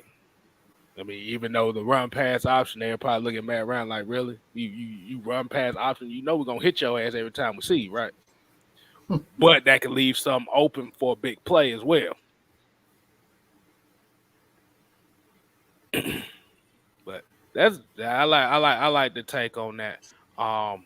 King Quest 710 got a question. He said, "Who is Tampa Bay using to replace that corner who broke his arm, and should we attack him?" Yeah. Talking about Dean? Yeah, Dean, the guy that's replacing Bunton. He's another hyphenated name. Yes, you Yeah. you have to attack him. That's a bullseye right there. But at the very least, just so we can get some extra defensive pass interferences, because that guy is grabby. Grabby, boy. That was Robert Alford right there, boy. I did just oh no, yeah. But at the end of the day, just what Noah said. Matt Ryan's going to have time in the pocket so he can attack that matchup. If he don't have time to attack that matchup, what the hell are we talking about?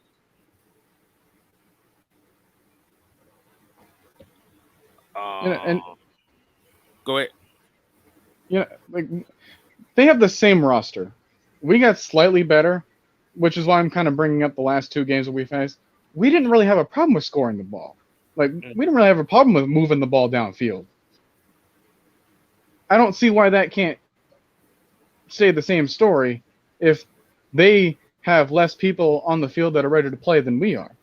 Right. You know, like what Cardio Walker said, like JVP isn't playing this game. Sean Murphy-Bunty isn't playing in this game. And I don't think that Jordan Whitehead is back in the safety's position. So They have a few guys that are questionable going in. Like they have issues. They were limited at practice. Some of them just out. So they have quite a few issues on the defensive side of the ball. Mm-hmm. Exactly.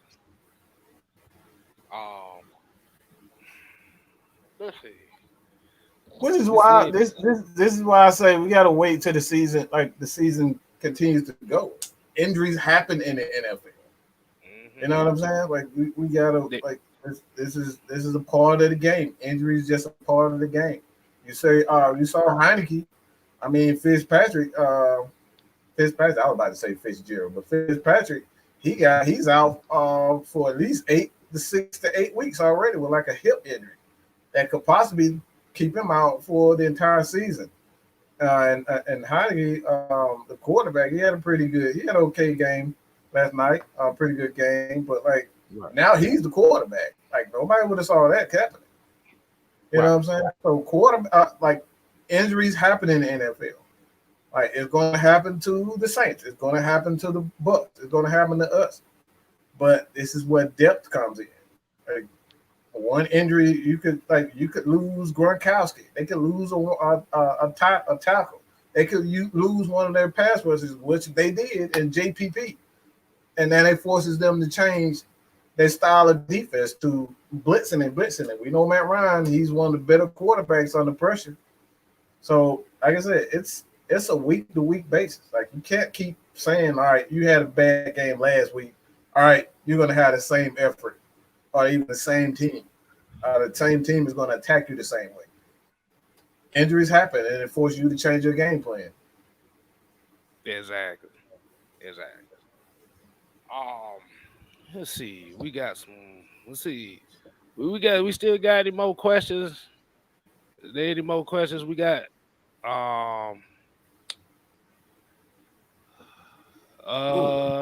Only. I see that. I think the one thing I think everybody's kind of getting on one boy here. Cause I think he said Michael Walker is going to be a bust. How can you be a bust and use like a 3rd or 4th round pick? Somebody explain that to me. There ain't a lot of expectations on the guy that drafted that low. I don't think that qualifies a bust. I mean, a bust to me is drafted in the 1st round. Like if you drafted in the 1st round, you know that's more of a bust. I don't see a 3rd or 4th rounder qualifies as a bust. Exactly. Either way, like I said, I don't think he's. I say personally, me, I don't think he's a bust. You gotta actually be on the field a lot in order to be a goddamn bust. Right, you gotta be on the field. Like you're not even seeing the field. Exactly. But Tell Sports Gaming here said, is Mike Pennell playing?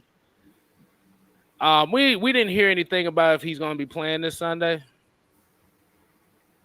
No, yeah, it's too early to tell. Hey, how about what you got? No, I was just saying it's too early to tell right now. Oh, exactly. It's too early to tell, but you got your X factor there, and I stand on that. Actually, I've been saying that even before I got on here, AFA. You can add Mike that plenty of time. Mm-hmm. But yeah, so do y'all think that they're gonna play Mike Pennell this week, or you think they're just gonna sit him out, just get him used to the terminology and the environment here before they put him in? I think you gotta get used to the terminology. I don't think you come in playing him. I mean, he's a run stuffer, but he gotta learn the game. The player. Okay. Oh, what are you? The boy 6'4", 330 pounds. I about to say, boy, that's something we ain't had on the Falcons line in a while. Sounds like Dontari Poe or Exactly. You need that size. You need at least one guy of that size because they expect Tyler Davidson to kind of be that run stopper on this defensive line. But the problem is that he's literally damn near the same size as Grady Jarrett as far as weight and stuff. So no, they need somebody bigger. Let me see. I'm so sorry. Look, people, this ain't no damn Madden. Y'all already heard DP say. All right, this ain't damn Madden. This is a new scheme. Players have to get acclimated to the system. That's why you're going to see the Falcons struggle on offense and defense. All right, you can't set an edge if you don't really know what the defensive coach. And like this is, like you said, this was like the first time some of these guys have played in this type of scheme. This is the first time Matt Ryan has played with Arthur Smith. This is the first time they had a whole game to understand the way guys like to receive the call and what he's thinking. He know what Dirk Cutter. He played with Dirk Cutter, so he already know what he's thinking. So it takes time for these guys to get acclimated to the system. It don't work like that. You can't just plug guys in and say, all right, Mike Pennell gonna play, or Michael or Walker gonna play. This is a completely different scheme. This is not the cover 3 scheme that we said. So a lot of these guys still, yeah, they're great players, but this is the first time that they played in this scheme offensively and defensively. So it's gonna be that transition period where guys don't look as good. You know what I'm saying? It's like, well, why in the hell is he there? Well, maybe because what I was saying earlier, he just doesn't pick it up as fast as this guy. So you're gonna have a Stephen Means, starting over Ogumdeji, because Ogumdeji didn't pick it up as fast as Means. So he's gonna play guys who pick up his scheme faster. Okay. So Dre Jungles here says, so what the hell they've been doing the whole offseason? I've been confused. I'm finna since I see a lot of Madden comments going on here, I'm gonna use a Madden reference here. You could play against the computer all day, know all the tendencies, know all that stuff. But what happens when you start playing against other people that have different schematic ideologies and stuff that's different from the computer? You can't learn playing by yourself. You got to play against other people in order for you to get your shit right. Another thing I'd like to add to that as well. Oh, I'm sorry. But we were hearing in the press conferences that Dean Pease had over the course of the past couple of months, and he was saying like every position group was also learning not just their own assignments, but the assignments of whoever was nearby to them. So it's like corners were having to learn how to play safety. Safeties were having to learn how to play corner. Defensive line are having to learn how to cover, and linebackers are having to learn how to rush more. So when you're already having your plate full because of your own assignment, and you're learning a new scheme, and you're told to do a bunch of different things, yeah, there's going to be a lot of growing pains there, but that's natural. And once we all have it figured out as a cohesive team, like we've seen the success that DMPs has had. So like, I'm not really too worried about that. Yeah. It's the people that's really the most panicky are usually the folks that really don't go in depth as far as what really goes on with this team in this game. These are usually the ESPN folks that usually are the ones that's upset right now. Ghost Peppers here said, I'm just happy we finally got a nose tackle whose belly button gets home 15 minutes before he does. That's it, man. Like I said, it's different. Look, like one thing you got to know too about football is that there's a tale of two halves. Once you start getting around week 7, week 8, that's when teams start to break down. And that's when you see the depth start to come into factor. Like the Falcons are playing the depth game right now. They're playing a long game. Because again, injuries happen, quarterbacks, like a lot of guys are just at this point in time, early in the season, it's all adrenaline. That's all adrenaline. Like some guys' cardio isn't as good as the next. So like you start to see running back slow down. You start to see receivers slow down. You start to see the offensive line slow down. These guys are big. So you see these big 340, 80-pound guys, you know what I'm saying, in week 8, they start to get slow and slow. They start to get slow and slower. That's why you got guys like Grady Jarrett, Shaq Barrett, Aaron Donald. Like these guys start to get better as time goes on because the depth and the cardio start to kick in. So, it's the best of the best.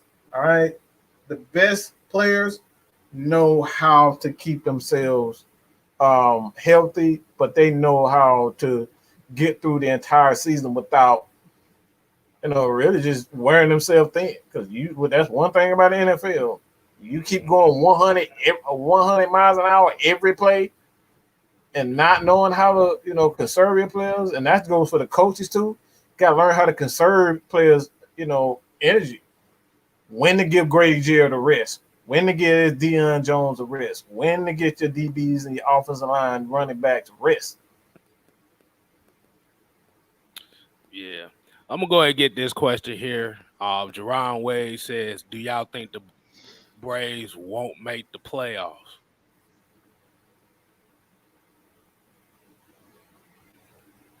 I mean, they in first place, right? Yeah, they're in first place right now. So, like I said, it's just like Braves can make the playoffs. The problem is, and it is Brian Snitker and the uses of the rotation. That's the issue in the playoffs. Well, that's been the yeah. So the Braves are in first place right now. Like I said, they just have to consistently just play what they've been doing. But like I said, the issue is going to be rotation depth and how it's going to be used. And this is where Brian Snitker has been getting a lot of flack for, because it always seems like he pulls the wrong strings when it comes to this damn rotation and pulling out.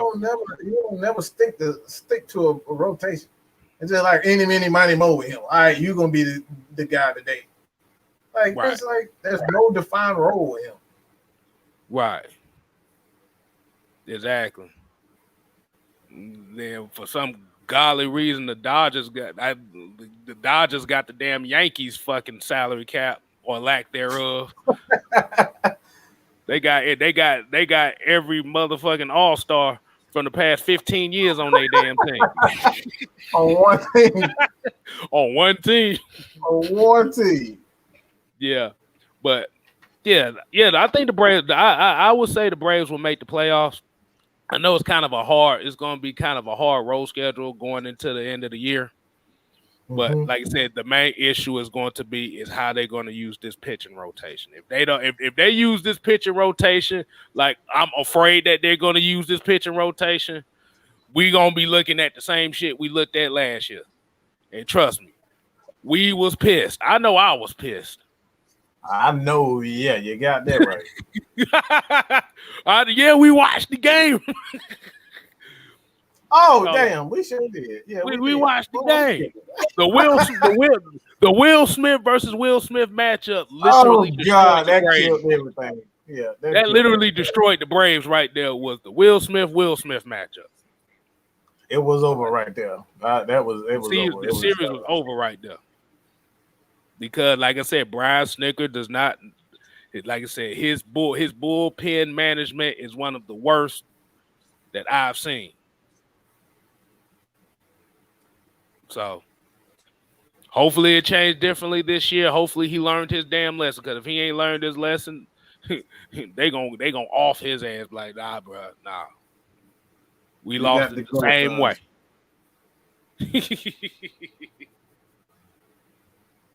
But now they say Azuna still they still extended his off the team, so he pretty much might not be on the team for the rest. He pretty much be gone. I went Soler, the way he hitting, and then you got damn, I just got a brain for it. The third baseman. Riley. The way Riley hitting right now, there's no need to even bring him back because you about to give Riley that bag if he get that MVP. So there's no need to even bring him back. Try to trade him if you get him.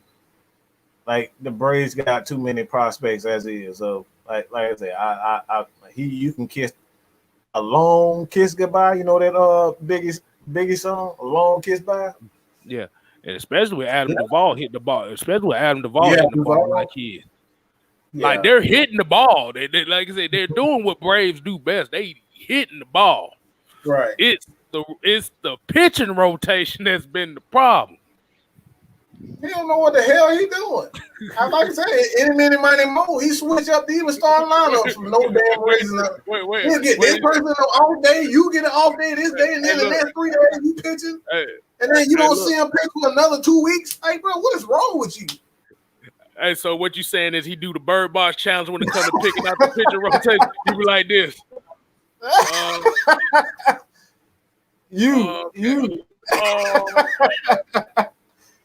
Yeah. It'd be the damn ball boy and shit. Like, right. Wait, what? Hey, I'm a ball boy.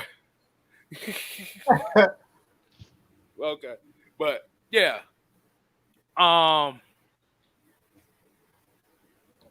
Okay, we got a question here. It says, how often do you think Brandon Copeland will be playing?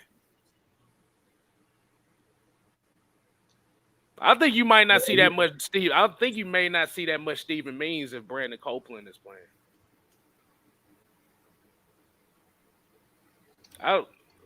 But like I said, they're gonna bring him in slowly. It's like I said, even though they just cut him and then brought him back. Like I said, they're gonna use him at his rotational snaps that they had previously playing. Mm-hmm.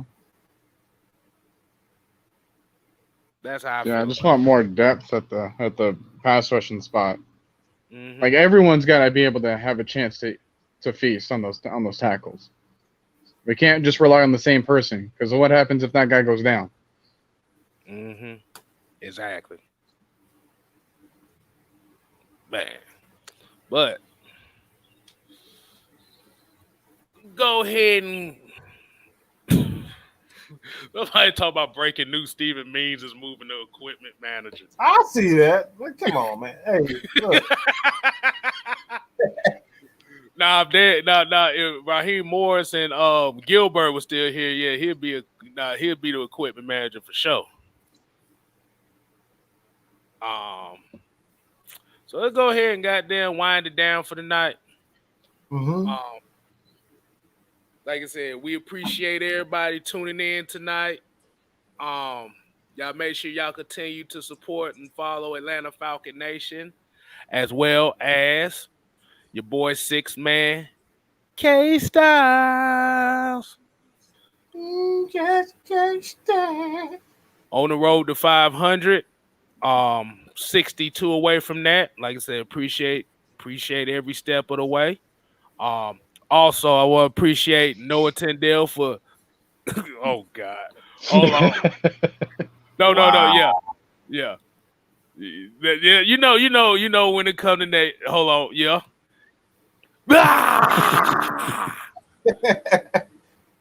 Gilbert.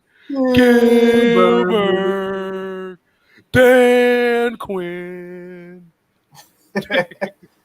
But yeah, like I was saying, like I said, we appreciate Noah for coming in, chopping up some football with us. Like I said, y'all make sure y'all catch him on Wednesday nights at 11. Yeah. Like I said, if you want to get your fantasy football fix on, you definitely be on tune with him here on Atlanta Falcon Nation. Like I said, continue to support Mad Mike. I know he at 6K now, but you know his goal is going to be, his next goal is 10K.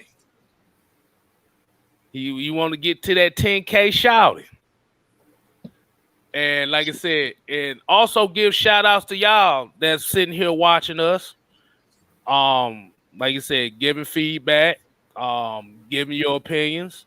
And like I said, we don't mind opinions. We just don't like the disrespect that comes behind it. Because as we all know, if you don't follow the popular narrative, you're deemed as the bad guy in this world. This is not just talking about football, but just in everything in general. So for y'all to stick around and ride with us, we definitely appreciate that.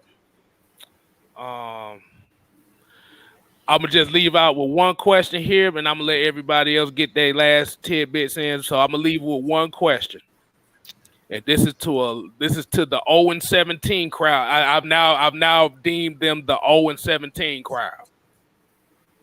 You know, the guys that think we're gonna lose every week and stuff. Mm-hmm. So my question, so I'm gonna just leave this a question as a food for thought. Do you deserve a winning team? Why do I say that? Do you deserve a winning team? Is because, you know what? I ain't even gonna give you no explanation. I'm gonna just leave it with the question: Do you deserve a winning team? All right. Because if you feel as if you need that answer to be yes every single year, hey, there's bandwagons for a reason. Okay. Say that again. Ooh, that one just kind of hit a little different. Say that again, man. If you feel as if the answer to that question is yes every single year, there's bandwagons for a reason. Exactly. Sometimes you replace the loyalty for greediness. You see that? You see that? Yeah. Hey, look. I Hey, like Drew, hold on, you going out? No. Or what happened? Oh, I thought you said something. No. Why am I echoing? KStylzz here. He hearing stuff over there. He got the exorcist coming at him or something. It's just some of it. Like I said, I was gonna say about Drew. He said we about to call KStylzz Q&A shouted. Like I said, that's what we do. That's what we do. We got to ask the questions here. We have to ask questions. Like I said, this is where we get all of our feedback from, and how we attack certain questions is we like y'all feedback, and that's what we feed off of. Like I said, that's why when you heard the quarterback question earlier, like I said, we ain't worried about no damn quarterback for the next draft. But the thing is, we want to put the idea and give you certain aspects that may be a reason why you might want to look at a quarterback. Like I said, it's little stuff like that. A lot of y'all comments come. That's how we, script our shows based on y'all comments. Everything that y'all say, every show. On the videos, that's how I came up with that, because I kept getting asked, when we gonna draft a new quarterback? When we gonna draft a new quarterback? Is it time to do it? Yeah, it's time to do it. It's like that's how we get it. That's how we script our shows, just based on your comments. So at the end of the day, that's like y'all run the show, to be honest. Y'all interaction keep the show going. Exactly. Hey. That boy talking about, I like what I do, gotta laugh to keep from slapping a Saints fan. Well, y'all ain't crazy in here. Hey, but like I said, that's what I said. A lot of times, if you want the answer, you gotta ask the questions. You can't be afraid to ask certain questions. So yeah, that's why I asked the question for the 0-17 crowd. And the crazy thing is, we haven't really seen the 0-17 crowd tonight. That's a shocker. Mm-hmm. Y'all know that we didn't see the 0-17 crowd tonight. Didn't you start off the stream by saying like, "Oh hey, start using the dislikes and start saying we suck"? I didn't see any comments that said that. Yeah, so because the issue is when you start calling stuff out like that, then they don't want to do it. But when you don't say anything about it, oh, they quick to down like boom, boom, boom, boom. Oh, we suck. Boom, boom, boom, boom, boom, boom, boom. But when you call it out on it and hold, there you go with the slap your mama stick. Somebody said it. That's somebody said it. Exactly. So yeah, that's the main thing. Like when you hold people accountable, just like they hold us accountable for the whole Matt Ryan topic and stuff, and how they like to talk about us about Matt Ryan and hold us accountable. We hold them accountable for being fans, for being true fans. Oh, we're gonna bring it back up. Believe that. It's gonna come back up. And yes, the Falcons need to continue to running the damn ball. Ball. But that's gonna be my question for the night. And y'all can ask those. Yeah, if y'all know any 0-17 crowd people, ask them. Do you deserve a winning team? Go ahead, Noah. Let you go ahead and get your final take on your final thought. Okay, so this isn't really a thought, but this is something that I felt I could share with the rest of the group. Because yesterday, during my lunch break at work, I came home and I was given a gift. And what this gift is a signed football from over 40 different players on the team. Oh, wow. Nice. I seen that. I was like, nice. Yeah, so I mean, this guy, some of the signatures are really hard to read, but I can tell. Like, I see Kyle Pitts, I see Matt Ryan, I think I see Julio, and that's kind of strange. I saw that the little thing said this was the team roster as of May 7th, 2021. So that's something to keep in mind. And obviously, we didn't have only 40 players. I was trying to figure out like what was the rest of them. You know, I couldn't really find Grady's, couldn't find Debo's, but if you guys want to see it, tune in Wednesday. You so good. Hey, that's a good month. Look, that's a good gift to have coming home. That's a damn good. I was not expecting that. I immediately went back to Amazon because I heard from a friend of mine. It's like, hey, because of the way that the signatures are, the wear and tear from just having it out, like it needs a display case. So as soon as I got the football, I immediately went to Amazon and ordered a display case for it because I don't want these things to wither at all. Like I want them to preserve. So that should be on the way. Like I want to say tomorrow. That's money right there. Oh yeah. That's money right there. How many other relics are you gonna have Kyle Pitts and Julio sign on the same thing? Right. None. So on the football itself, it says limited edition of 720. So 720. That's a limited edition. So yeah, that's dangerous. That's money right there. You got that right. So you better keep that close. You want to see it? I'm here Wednesday at 8 or at 8 p.m. Pacific time, 11 p.m. Eastern. 11 p.m.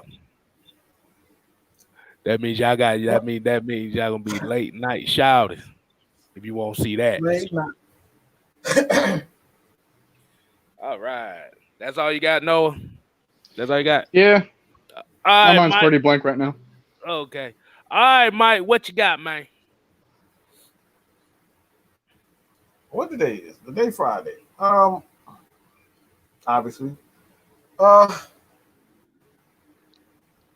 want to reiterate this because I don't think people quite understand. But what we are at Atlanta Falcons Nation,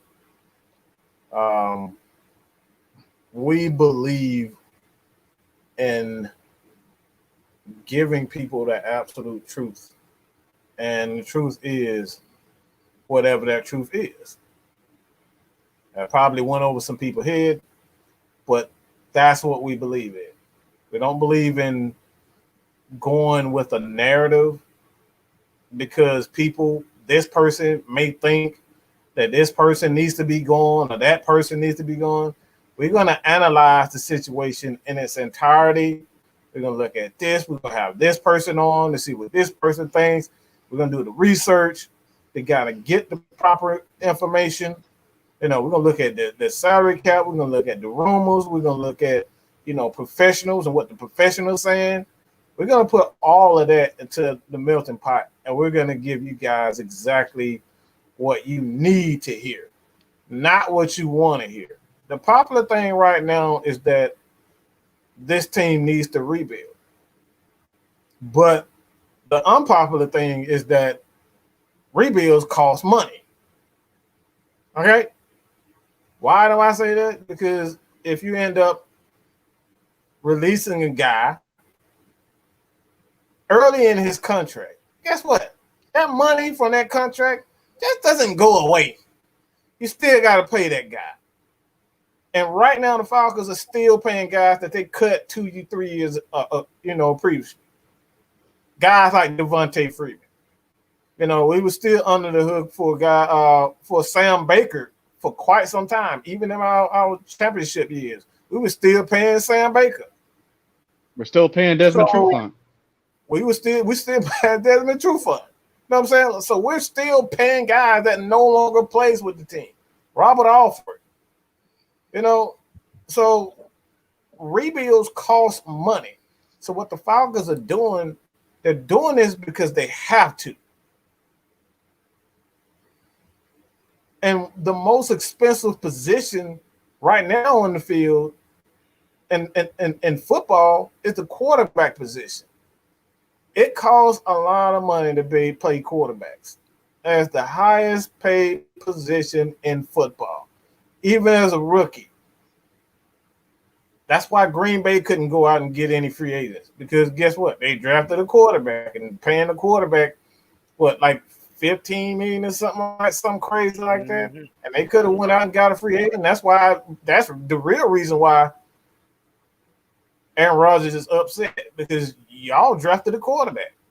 It could be for selfish reasons, but those are the reasons why quarterbacks, like players, get pissed off, because you paying guys that's not ready to play. He's not ready to play, so you're just wasting money for guys that's not going to play any football. So this is what we're talking about. We're saying this for a reason. We have to make sure that we have a solid foundation with our young core guys. Right now, it's the offensive line, and we have to start building the defensive line before we even think about bringing a new quarterback in. Because if we do that, we're going to be paying. We cut Matt Ryan, we trade Matt Ryan. Guess what? That money that everybody thinks that we'll have getting rid of Matt Ryan, no. That money is going to take away from the future that we're trying to do to build around that quarterback. So it's not as simple as just saying, let's rebuild.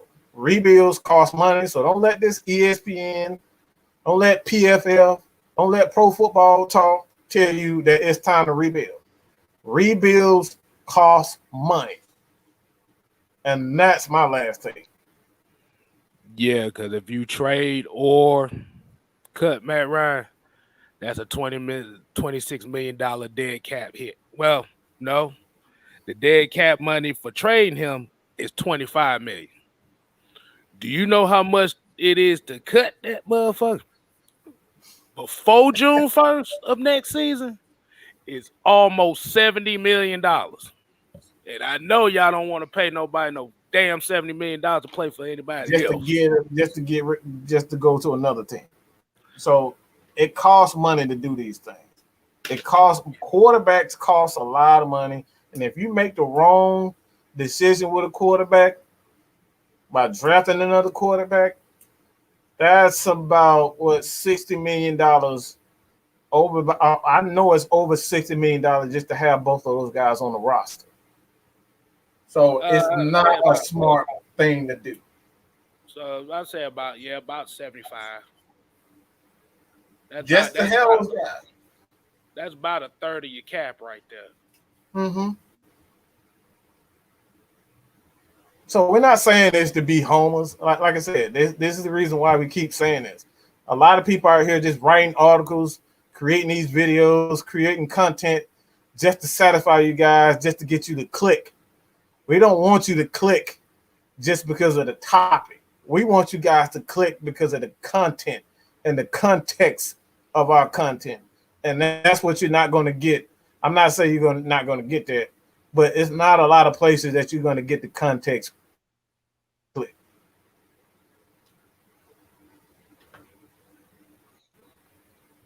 Man, but at the end of the day, it's a lot easier to make negative content about this team than it is positive. Mm-hmm.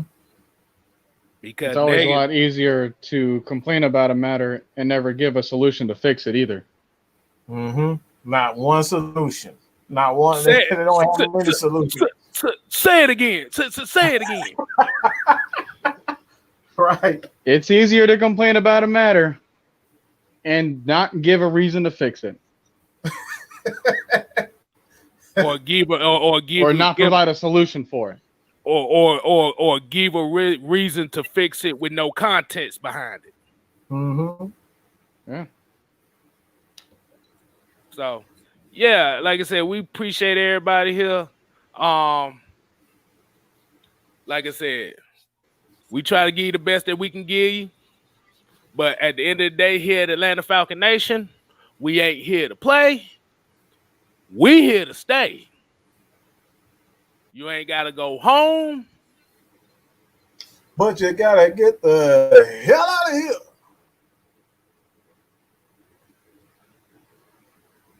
I'm not going to do it today.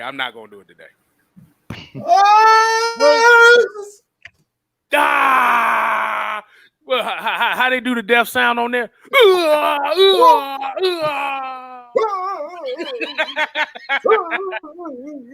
Exactly. Oh, man.